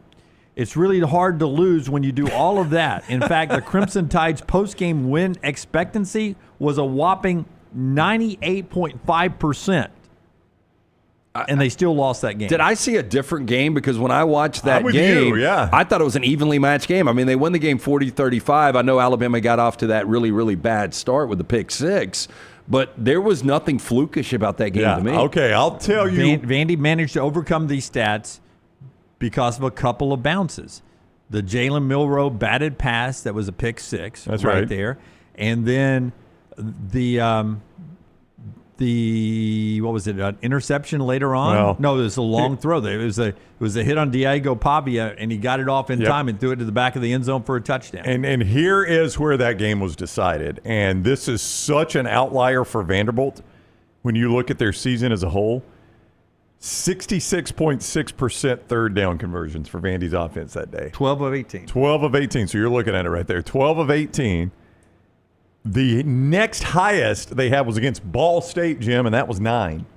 The next highest they had in conference was against Kentucky, and that was 8. The rest of their third down conversions, 5, 6, 6, 4, 3, 4, 6, 2. Remember they were 1 of 1 on that big fourth down play, too. Yeah. I mean, so Alabama could not get Vandy off the field, and Vandy beat Alabama, and Jim just gave you, 5 yards of play? They beat Alabama by a series of paper cuts, like just 5 yards, 5 yards, 5 yards. It's 4th and 1. They pick it up. 5 yards, 5 yards, 5 yards. So 4 of their 6 losses, 1 possession losses, Vanderbilt last year. Now 4 of their 7 wins, 1 possession wins. Right. But like if you wiped off those 4 losses, do you think Vanderbilt at 10-2 would have gotten in the college football playoff? I mean, they only lost by 3 at Texas or against Texas at home. That's right. And they had to win over Alabama. That would have been big. So 98.5% post-game win expectancy from Bill Conley. You know, another high one on the year was at 87.8% post-game win expectancy. Alabama's lost to Michigan in the bowl game. So 2 of the biggest post-game win expectancies involved Alabama. Well, take the first quarters away. Yeah, I mean, Lance is exactly right. Here's the common thread there was turnovers. And Milroe, bad Milroe turnovers. I mean, the pick 6 against Vandy, that put Alabama in a 14-0 hole. Just a disastrous first quarter against Michigan in the bowl game that Alabama never recovered from. Ole Miss was a playoff-like team last year. In their loss to Kentucky, their post-game win expectancy was 76%. In their loss to Florida, their post-game win expectancy was 73.7%. The average is about 58%. For losses that you think, how did this loss happen? Yeah. So extreme other end losses for Alabama and Ole Miss that kept them out of the first ever 12-team college football playoffs this past year. You can go see all of that and a lot more at ESPN.com in that story. That's our Spotlight today, brought to you by our friend Alexander Shunnarah. Yeah, when it comes time for need for an attorney for you, make Shunnarah your first visit, Shunnarah.com. That is Shunnarah.com. Our guy, Alexander Shunnarah, trial attorneys. Okay, so Nick Saban had an opportunity to spend some time with President Trump when President Trump delivered the commencement speech last week. Apparently, in their time together, Nick Saban was able to talk to the president about possibly signing an executive order when it comes to colleges paying players and maybe saving college football. Do you think this is something President Trump? It's a big story in the Wall Street Journal. Do you think this is something that President Trump will have interest in? I think he's a big enough sports fan that I think if Nick Saban or somebody tells him, hey, this would really help us, Tommy Tuberville, of course, a close friend of his who's a U.S. Senator, former college football coach, that this is something the president could get behind and sign an executive order that could somehow save the institutions when it comes to the NIL and paying players and everything, sort of be a bridge to get us to a safer ground? Well, I think because there's so much confusion. Obviously, Trump is a massive voice, and 2 of the things he loves the most, money and sports, coming together. And I think if the right guys back-channeled and talked to Trump and said, hey, you could be a major influence in us having some kind of landmark decision, I would not be surprised at all if he gets involved in this. Do you know exactly what they want President Trump to sign, though? I mean, Do you know exactly what Coach Tuberville and Coach Saban were asking of President Trump? CBS Sports writes from the Wall Street Journal, President Trump considering an executive order aimed at greater scrutiny towards name, image, and likeness. Okay. We're going to make them be real things, not just paying for players. And also stricter rules about a salary cap, the revenue share, and everything. Yeah. They're wanting to. If this thing doesn't go through the House the way they want it to go, they're wanting some executive oversight into this. I just personally think any sort of government solution, whether it's a bill from Congress, whether it's an executive order from President Trump, is a Band-Aid fix for this whole deal. I just think at some point that Band-Aid's going to fall off and we're going to be right back where we were. I just personally, and I'm not in the middle of this, I talked for a minute to Greg Byrne Saturday night at the Alabama Sports Hall of Fame induction ceremony, and we discussed this a little bit because he's right in the middle of this settlement thing, and he said it'll get worked out, but I said, it's messy, right? And he goes, oh, yeah, it's messy. Lance, I just think, and I'm not in the middle of it like a Greg Byrne or a John Cohen or Nick Saban or whoever. I have always believed the only actual long-term solution for this is players become employees. Players become employees, which leads to a union, and the only way... And an agreed-upon salary cap. Yeah, the only thing that we've seen, I mean, you look at professional sports, and this is what it is now. Like, professional sports would be impossible without unions. That's right. And when I say salary cap, everybody's like, oh, then we'll go back to cheating. Well, it's not cheating at that point. Now... You're never, in my mind, going to be able to do anything to stop Texas from going to little Lance Taylor and saying, come here and play quarterback. We can only sign you for so much under the salary cap, but, man, we have got a robust sponsorship program. You will be a star at Texas, and that will lead to a ton of endorsements for you. And little Lance Taylor says, can you give me an idea of how many? And he says, well, Arch Manning had $10 million a year worth. Or, whoever the quarterback is had $10 million a year worth. You're never going to stop that. You don't stop that in the NFL. Yeah, but you know what's crazy in the NFL, what you don't see is like a player that maxes out. If he's going to go to the Jets and he's coming from Detroit, the Jets can only pay him so much. There's no way, like back to the duffel bag that we talk about. Right. Like you're still going to have those situations when teams max out and can't pay anymore. You would never see that in the NFL, right? Would there be some like super fan, a billionaire that would be like, hey, look, below board, I'm going to pay you X amount? The owners could do it if they wanted to. Jerry Jones has enough money to do it. Do you think that's ever been done? I don't know, but I do think there are guys that I'm trying to think of a good example. Okay, here's a good example. Let's say Cam Ward tears it up with the Titans, and the Jets or the Giants really, really want him at free agency, and he's like, I'm not going to sign with the Titans. Cam Ward would make more in endorsements in New York City as a star quarterback than he would in Nashville. As good a town as Nashville is, right? I mean, that's just the economics of the situation. So, I mean, that's always going to exist. There's reasons that guys don't want to be – now, the Dodgers pay a ton of money, but they'd rather be a Dodger than a Kansas City Royal, right? Number one, it's a better franchise, and you're going to make more money. But number two, the opportunities are far greater in L.A. than they are in Kansas City. But there are, some negatives, like the media. Oh, yeah. And the taxes. I mean, there are other things that's going to offset that. But when I say that if a kid's going to go play somewhere, he's going to make more in endorsements, you can never police that. What you can police, like Lance said, is once players are part of a union, and you've got an agreed-upon salary cap among the Power Five or all the schools or whatever the case might be, you've at least got some guidelines everybody's got to follow. Yeah, I don't think fans, and I don't want to speak for them in the chat room, but I don't think fans really care about how much money's being paid. I think what fans want is if we sign a big recruit, I want to know he's going to be there for 3 years, no matter how much we pay him. Well, what we're talking about fixes that. Yeah, I want a contract. If it's a 1 year contract, at least I know it's a 1 year contract. If it's a 2 year contract, it's not. I don't care who's paying the money, what they're making. I never have. I just want to know if my guy has done a good job of building a roster that we know how long that guy's going to be there, and he can't turn around and shake me down at the end of the season or before a playoff game, or already have a deal worked out to go play at Kansas before we even go to the playoffs. I want to know, who's going to be on my roster and for how long. I don't want to speak for the fans, but in my opinion, it's not my money. I don't care how much you pay him. You pay them whatever you want to pay them. Above board, below board, I've never cared about that.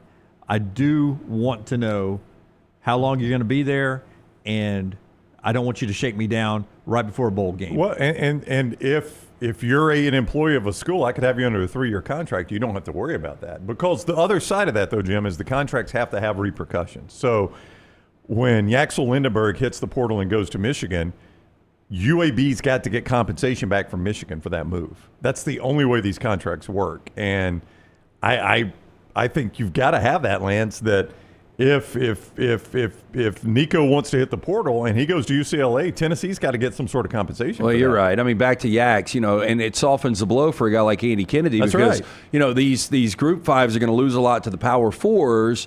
And when that happens, at least you get compensation where you can go out and get another player. Possibly. It's the only way these Group 5s could stay alive in this system is if they get compensation for the guys that they farm and develop and the bigger schools come and take. I've got to give, if I'm Michigan, I sign Yaxel Lindenberg. I'm going to pay him $1.5 million, but I also got to pay UAB $500,000. Yeah, it's almost like we need an exception for every Group 4 or Group 5 team where they have one player that's almost protected. And if you get the franchise tag on that guy, then you've got to pay X amount above that or something. Yeah, I agree with you. That's the only way these programs stay in business. Yeah, that'll never happen. That'll never stand up in court. You can't tag me. I've got freedom to go make whatever I want to make. Actually, you're under a 3-year contract with me, sir. If we do get the employees and the unions, that's when you can get tagged. All right, so we'll talk a little NFL on the other side. Before we go to break here, there were a couple of things that I did want to throw out there for you. One of them is Auburn baseball has done something. And, Tyler, you have the graphic from Zach Blackerby.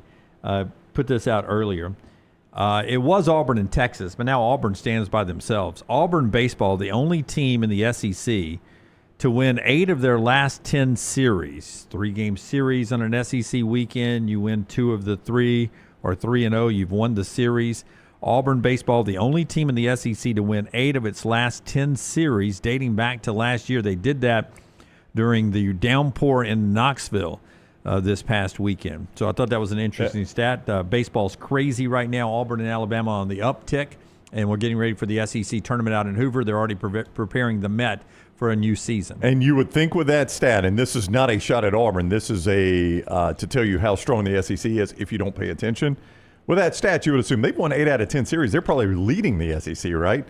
No, they're barely above 500 in the SEC. They're 13-11 to show you how difficult that conference is. Number 11 in the country, though. I know that's the whole thing. And then I was looking at the RPI last night because somebody was like, Auburn's 3rd in the RPI, and I looked it up. The top 6 teams in the RPI are SEC teams. How many times do you think you can get a top 25 ranking where you have as many losses as your number next to you? Yeah, no, you're absolutely right. I mean, Auburn's got 11 losses, and they're ranked up, they'll be ranked somewhere around that. Speaking of the number 11, we were killing Abdul Carter, who wore number 11 at Penn State, for wanting to wear Lawrence Taylor's number with the New York Giants. He was looking for a new number because he can't wear his number 11.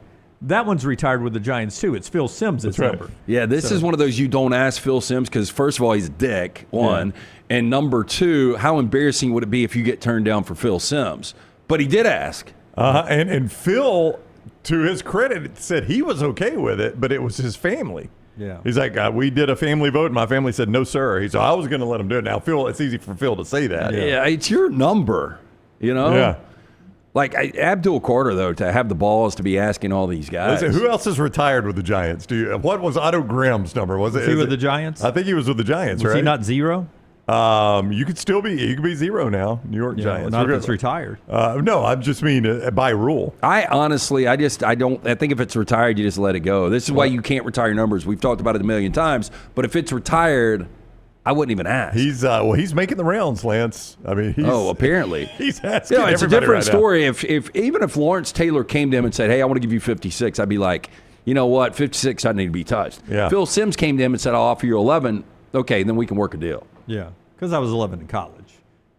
There's no way I'd be 56 and play linebacker there. The better question is how you get 11 when you're at Penn State, when you look at the history of guys. Yeah. Well, from Micah Parsons, LeVar Arrington. No, they give that number to guys. It's like there's LSU's got a number 2. I can't remember which. Was it number 7? I think so. Patrick Peterson was 7. Yeah, so there's and so was the Honey Badger. So yeah, that's a honor to wear that number. It's like Chucky Mullins, number 38, I think, at Ole Miss, if I'm not mistaken. Yeah, they give it to a guy. So yeah, that's why he had number 11 at Penn State. I think I got their retired numbers here. Oh God, they got a bunch of them. I mean, you better keep asking. You can't do it. You got to quit retiring numbers. Go ahead. 147. Eli Manning's 10 is retired, so don't ask Eli. Eli'd probably say yes. Y.A. Tittle's number 14. Frank Gifford's number 16. I mean, to his defense, they got a lot of numbers retired. I mean, he's got to find one. 32's retired. 40's retired. 42 is retired. 50. Yeah, but that's equipment manager. Give me the numbers I can choose from, and I'll pick one. Strahan's 92. I mean, they got a lot of retired numbers. And do you not have the mentality done away? Hey, look, I'm going to make this number. I'm going to retire this number myself. This will be a retired number. Because they will retire a number, apparently. They did announce the NFL draft location. It looks like in 2027, it's going to be Washington, D.C. Chances are that it's around one of the big monuments. It'll be on the mall, probably, and with the Capitol in the background. Capitol, or Washington Monument, whichever way you look. In between, right? Yeah, in between. The National Mall. But it'll be a great shot, whatever. Oh, it'll be a fantastic shot. Good place to do it, yeah. So that's it'll be going to D.C. coming up. Do they win a Super Bowl by then? They're trending towards it. 70 years, 25, 26. So that'll be, you get 2 years before the 2027 draft. They were in the NFC Championship year one with Jaden Daniels. It's Pittsburgh next, then D.C. is Pittsburgh is this coming year. For the 2026 draft. Yeah, so you would have 2 Super Bowls. Yeah. I would say no, but I think they're trending towards it finally. I'm going to say no, especially if Patrick Mahomes gets his half-brother on the team. Graham Walker, he and Patrick Mahomes share a father, played 3 years at Brown, 1 year at Rice, where he caught 252 yards of passes last year as a tight end. He is invited to the Chiefs rookie camp. You think he got invited because he's Patrick Mahomes' half-brother? Hey, I'll never forget, Mike Piazza got drafted in the 60-something round because he was Tommy Lasorda's godson. Worked out. That worked out. Worked out. Look at Graham Walker replacing Travis Kelce someday. When we come back, I'll ask these guys a bucket list question. We'll get to trash as well. All that straight ahead on the show that's being brought to you today by our friends at A+. Brownie, tell us about the great folks that changed your house. They did change my house, Jimmy D. We when we bought our house, one thing we weren't crazy about was the master bathroom. We knew that going in. We looked at it. We weren't crazy about it. So my wife and I had always had plans, and when it came time to enact those plans, my wife Jennifer scoured the internet looking for the right person for the job. She talked to a ton of contractors, read a bunch of reviews, talked to people that had used contractors. She settled on Brad Bell. AlabamaBathRemodels.com is Brad's website. AlabamaBathRemodels.com. That's where you can see more. Brad's crew came in, and Brad, he just literally said, what do you guys want to see? And it was a lighter bathroom. We wanted darker colors. Of course, wanted it updated. We gave him our vision, and he said, that's the vision I'm using. He didn't try to sell us on some vision or anything like that. He listened to us. His crews were on time every day. They were clean. They worked hard. At the end of each workday, they would bring us in to show us what had been accomplished that day to make sure it met our expectations, and it did. Here's Brad's number. Just give him a call. Let him come look at your job. 205-422-1758. That's 205-422-1758. AlabamaBathRemodels.com. AlabamaBathRemodels.com. That's my guy Brad Bell. 205-422-1758. Or AlabamaBathRemodels.com. Trash is next. Call the next round now at 205-734-0923.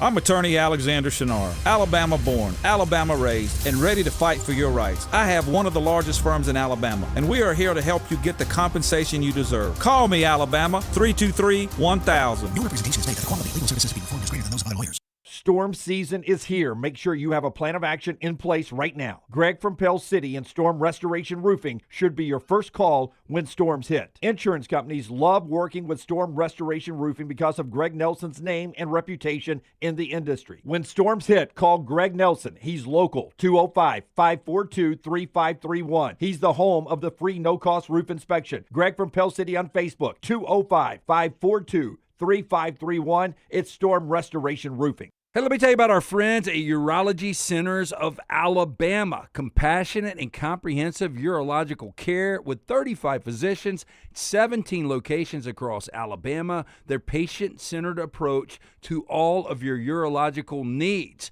Remember, they've got that new men's health center. It is beautiful, helping men with a wide range of sensitive male issues in a comfortable environment, you can always go online, visit urology centers, alabama.com, schedule an appointment with one of their many urologists today. It's bow time. Tired of choosing between sweet and savory? Why not have both?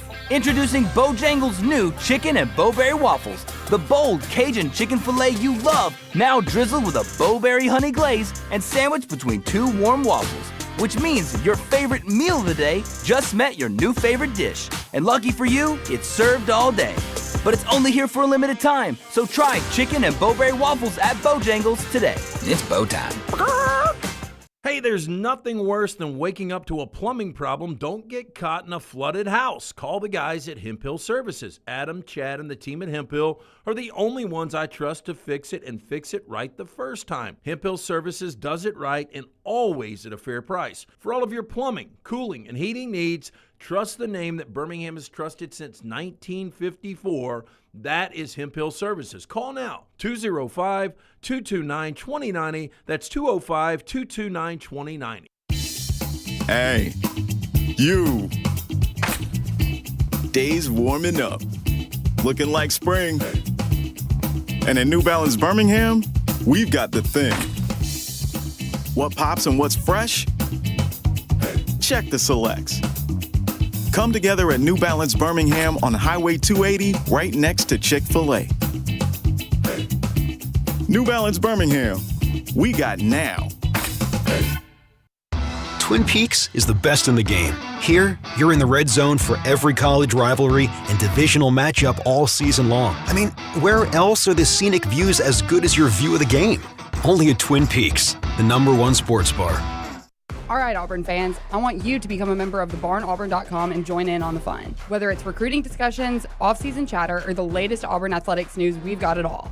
Get $25 off your annual subscription when you sign up for your account at thebarnauburn.com today. War Eagle.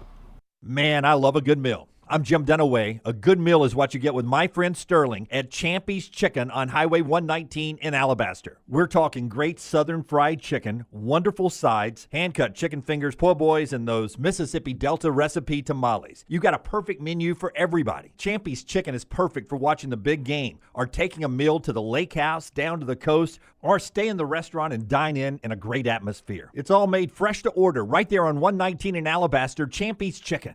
I'm attorney Alexander Shunnarah, Alabama born, Alabama raised, and ready to fight for your rights. I have one of the largest firms in Alabama, and we are here to help you get the compensation you deserve. Call me, Alabama, 323-1000. No representation is made that the quality of legal services being performed is greater than those of other lawyers.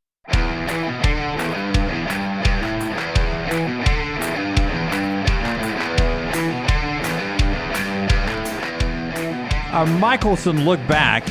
It's becoming very evident of where the defining point of a lot of college football stats is going to be. It's going to be the college football playoff era when that started in 2014. More on that after LT tells us about our friends at Michelson. 205-969-8100. Call that number, ask for Amy Toe. The next round sent you.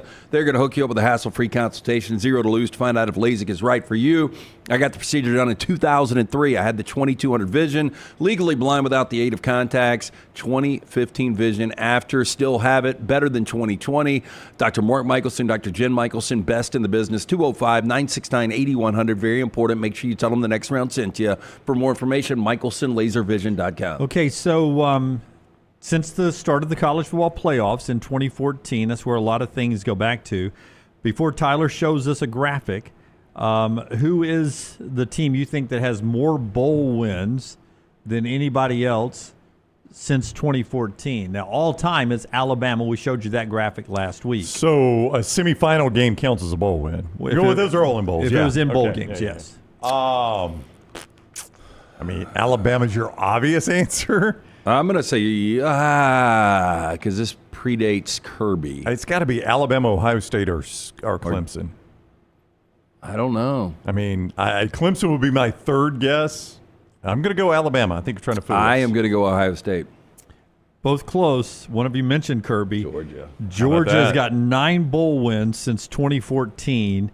There's a lot of the ones you were naming. Alabama, surprisingly, Minnesota and Wisconsin. Wow. Where did that come from? Lesser bowl games. Ohio State, that's 8 bowl wins. Fact of the matter is we don't give P.J. Fleck enough credit, right? I mean, how difficult is the Minnesota job? No, who wants to go play in Minnesota? It is very difficult, and you're exactly right. Now, he's not winning the Sugar Bowl or the Cotton Bowl, but he is winning bowl games, and he's in bowl games. You got to be in them to win them. So Georgia with 9, Alabama, Minnesota, Wisconsin, Ohio State with 8.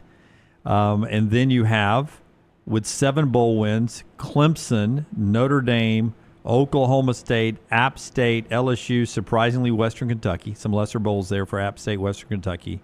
6 bowl wins for TCU, Tennessee, La Tech, Air Force, Ohio. Texas and Oregon, they fall on that 5 bowl wins. There's a bunch at 4, 3. Auburn way down there at 2. Yeah, since 2014, it has not been the best of times. That's what I was going to bring up. Like, how much more difficult is Minnesota than Auburn? Much. Should be. I mean, PJ Fleck. The league. The league is a little tougher in the SEC for Auburn. Still, I mean, we can go back to the Big Ten West, but it's still the Big Ten. But I mean, he's won 11 games, 9, 8. I mean, he's just had really, really good seasons, and he's 6-0 in his bowl games. So I'm going to take a little different angle on Auburn being at 2 here. It's unacceptable, number 1.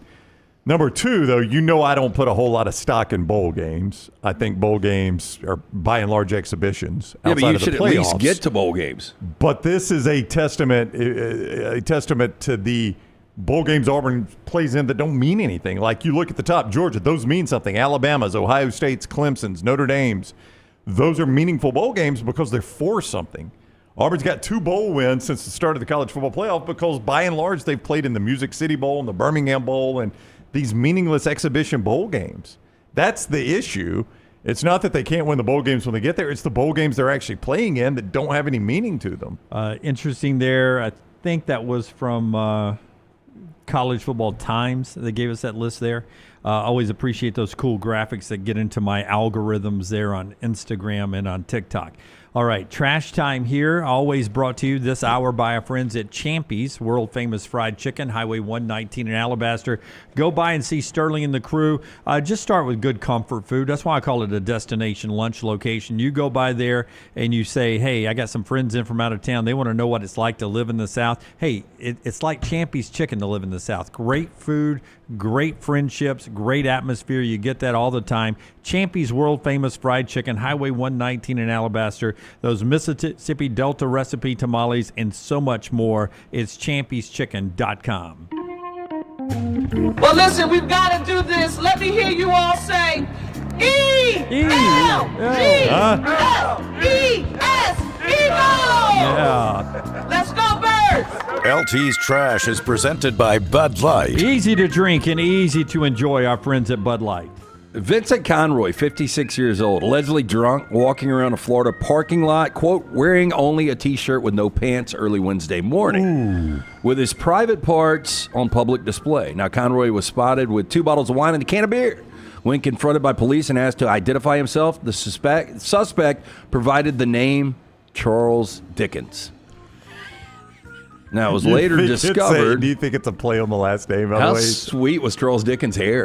He's not wearing pants. He's covering up for something, LT. Yeah. It's those little ball shapes of hair on each side of his head. Yeah, and then the goatee that's a little bit out of control there. Later discovered his name actually was Vincent Conroy. Now, in addition to open container and exposure of the sexual organs counts, Conroy was charged with providing a false name to law enforcement after a day locked up in the local Bleak House. According to this report, Conroy was freed Thursday by a county judge. I will say I got a little trouble with the law. It's years and years ago, but I didn't want to cooperate one night. When they asked me my name, I said John, and then they said last name, I said Doe. And they were like, so it's going to be like this. And I remember me and my buddy Patsy, they were taking us downtown, and we were going down Green Springs Avenue. So you know where that is? Over the hill. Like if you would have gone to our old location down Valley, if you take a right at Green Springs, you go over the hill like you're going towards downtown. the UAB softball. Because they arrested us on Valley Avenue. But on the way down, my buddy kept jawing, and I was kind of sitting back, and I saw the cops look at each other, and one of them yelled, "Dog!" and they slam on the brakes, and my buddy's head hits that glass. Did you embrace yourself? We deserved it. We deserved it. Yeah, I wish he'd turned around to you. I was like, oh, okay, let me introduce you to my friend, Billy Clubb.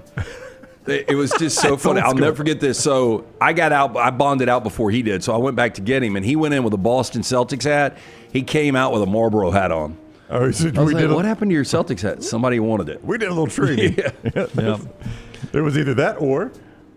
Several Tampa Bay area realtors have raised the alarm about disturbing pattern involving a man they believe is targeting female agents during home showings in order to touch their feet.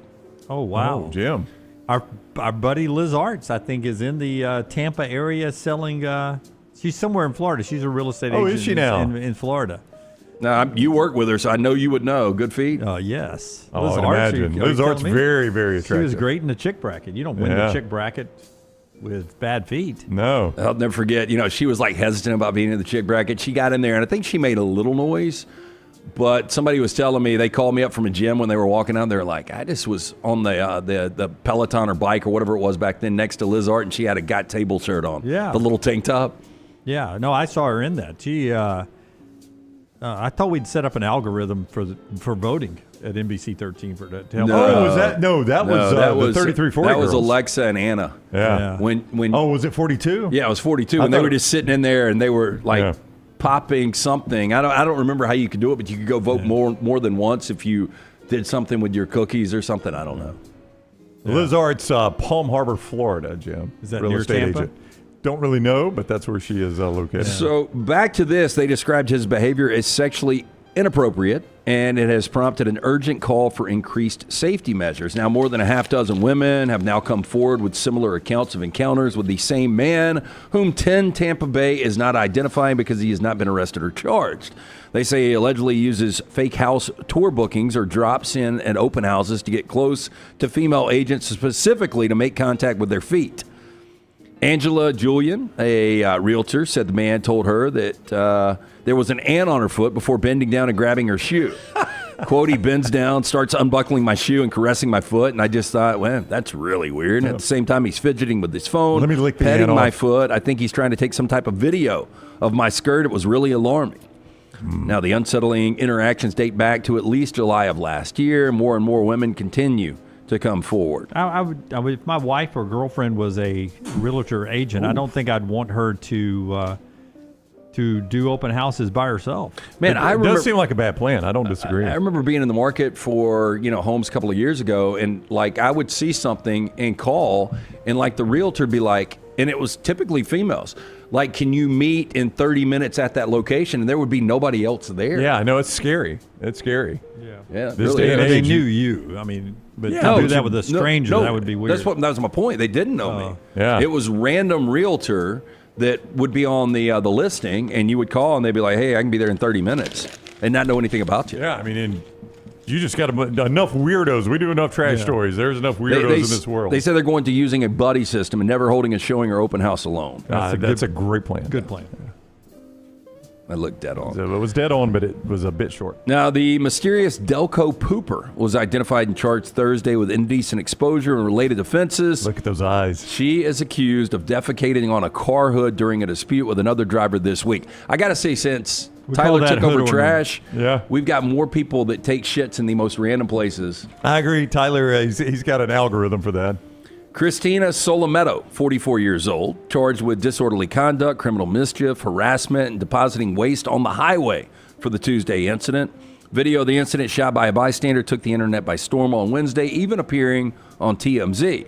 Now, the video shows a woman exit a vehicle apparently pantless, move to the front of another person's car, stop behind her, sit for a second on the victim's vehicle hood, and then return to the sedan, flashing a smile as other drivers shout out at her. Yeah, there's a video for this, but I decided not to pull it for the show today. Excellent choice on your part there, Tyler. I don't know that we needed further confirmation, but the eyes tell me those are some crazy eyes. We got some snakes up there, I believe, my friend. Yeah, this... Look at that look right there. Now, I didn't need further confirmation. I think the story itself told me we were dealing with some snakes. I mean, I got to be honest, it looks like a man. Is that fair? Blurry photo. I really can't tell in the two smaller photos. Yeah, I'm just talking about the close-up with the crazy eyes. I don't know. I don't bring on demand like that, though. That seems like, I guess maybe if you were holding one in, That seems like that'd be tough on the man, though, doesn't it? I would think, but, some people have talents, right? Yeah, I guess so. A man from Uruguay. Is it Uruguay? It's Uruguay, right? Uruguay.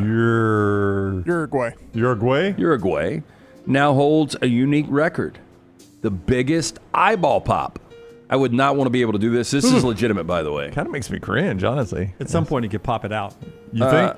Just catch it in his hand. Lopez has the ability to relax the muscles around his eyeballs, enabling him to safely push them forward away from his skull, per the Guinness World Records. Now, the result is a startling and cartoonish eye-bulging effect, technically known as protrusion. Now, Williams' eyeballs can currently protrude up to almost 0.75 inches out of his skull per the outlet. Now, the father of 4, who currently lives in Milan for his job in logistics, told Guinness he first discovered he had this special ability when he was a child. Quote, it started when I was a kid. I could basically move the upper and lower part of the muscles around my eyes, and over time, I perfected my skill until at last I was able to move the eye completely out of its socket. Man. Now, he went on to say the trick is, quote, funniest when he does it on someone who doesn't realize what they're about to see. They basically jump 2 meters high, he went on joking, saying that people are typically stunned. Yeah, I would be stunned if you did that. That is a weird look. Yeah, I don't even want to see it. I'm afraid your eyeball is going to pop out. It's like a cartoon It's character. just crazy how different this guy looks. No, you're right. From one photo to another. Well, I mean, it looks photoshopped, honestly. Yeah. While speaking to Guinness, Williams says that his eye-popping ability pairs well with his goofy personality. Quote, I'm a person who likes to kid around and laugh, so the fact that I can pop out my eyes, let's say it's a very different point of view in general. Now, Williams maintains a public Instagram account in which he showcases his special talent to more than his almost 500,000 followers. Also often responds to fan requests to say specific names while performing the trick. I can wiggle my ears. That's about as far as I can go. Do it. Oh, yeah. Yeah. I mean, that's just, And somebody asked, how do you do it? And I'm like, I don't know. I just think. You do it with your jaw or you just. I just kind of move. I don't know. I just think wiggle your ears. Are mine moving? Look, Brown. No. Your jaw is, though. Yeah. Is this another person doing it? That's the chick that holds the world record, but it's not nearly as big. Oh, yeah. I think the other guy's bigger. I agree with you guys. This stuff just doesn't look real. It's a weird look. Yeah. Thank goodness we have eyelids, right? Yeah, I would say. I thought it was weird. My older brother Shane could pull down the little pink thing over the eyes. Flip it? I used to could do that. I don't know I if I hated still watching him do that, too. I used to do that when I was in high school. It feels weird when you do it for a while. That's all I got. That is Trash Today, brought to you by our friends at Bud Light. Easy to drink, easy to enjoy. Also, our great friends at New York Butcher Shop. Just a great place to stop. Doesn't matter the day of the week. You can stop in and get one of those huge deli sandwiches for lunch or dinner. They've got incredible fresh meats. You see that great staff of butchers chopping them up every day, from the great steaks, the pork, the chicken, the ribs. You're going to absolutely love it. Incredible side dishes made fresh in-house. Fantastic selection of desserts and fine wines as well. It's a one-stop dinner shop, 2 locations, the original Cabo Heights, Highway 119 in Greystone. Rare quality, well-done service. It's the New York Butcher Shop. Okay, one thing I enjoyed in emailing back and forth and DMing back and forth with a couple of our selected voters in the 40 and 40 countdown over the weekend was talking college football with our viewers and listeners. And the 53 or so of those that I was talking with, they were talking about some big games coming up. And it got me thinking of what game, one road trip game, if I could give you guys an opportunity to go on, would you want to go on and see a football game at a certain stadium? Not necessarily this year, but a bucket list item. If I say, okay, before you die, you want to go to one road game, where is it for you right now? One road game in college football you're dying to go to, or you want to go to before you die? I really want to go to Autzen. I want to check out an Oregon game. Yeah, I've heard it's pretty incredible. I just don't want to do the logistics, and everybody talks about how bad the travel time is. Because I think it is the one, well, no, it's a Big Ten school. I was going to say it's the one environment that could get up there with SEC-like or Big Ten. Yeah.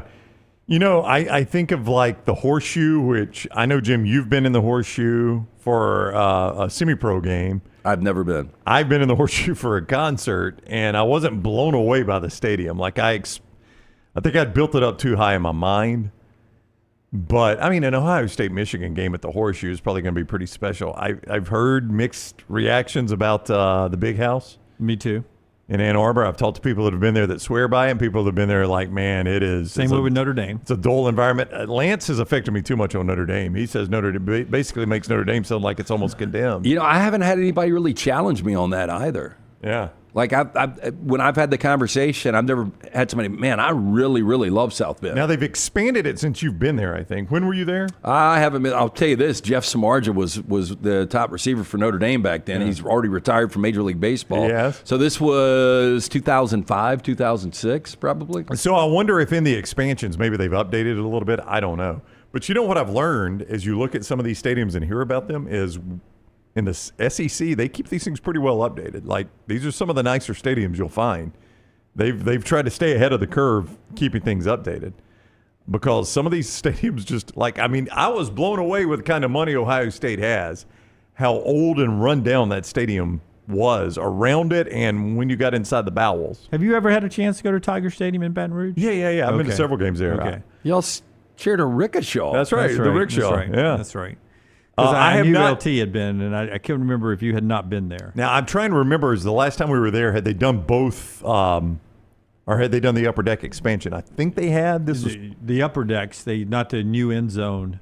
That's what I was talking about. It was the end zone. Yeah. Not that time. Okay, no. So they had not done the new end zone the last time I was there. So, I mean, what were you going to say about that? Were you going to say? No, I mean, if you've never been to Tiger Stadium in Baton Rouge for a big night game, it's real deal. It's fun. It is legit. No, SEC night games are fantastic. Sanford Stadium, Neyland Stadium, Tiger Stadium. Georgia is the one that's always a little underwhelming to me. Yeah, in Georgia. Well, you know, I think Alabama was underwhelming until recently. Yeah. You know, because I never thought it was a great atmosphere, and then had somebody in town for LSU.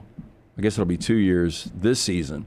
And they were like, that is the best atmosphere I've ever been to. Now, it was obviously a night game, pretty good game with Jaden Daniels. But sometimes you just wonder, like, I've been to one game at Commonwealth Stadium in my entire life. Me and some buddies went up in '97 when Alabama played Kentucky. Awful. It was a great atmosphere that night, but it was Hal Mummy in Kentucky. They were running the air raid, Tim Couch. It was a fun style of play. They had sold the place out.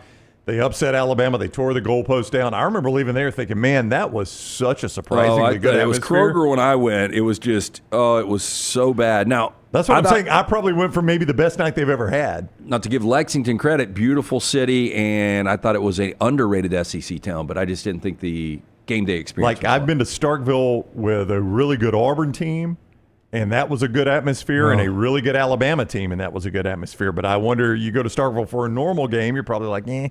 Well, I went to normal games at Kentucky. Not good. I've never been to a normal game anywhere else. It's always been either with Alabama or Auburn. So that usually brings with it, if I'm going, no offense, but if I'm going to it, it's a big game. Well, not because of me, but because I wouldn't be going if it wasn't a big game. Jim Dunaway's here. I love this in my 20s, going to Oxford and going to the Grove. It got a little too crowded, but now with the renovations to the stadium, and now that they're actually good, how good is that game day experience? Yeah. When Hugh was there and they beat Alabama those back-to-back years, that was pretty darn good.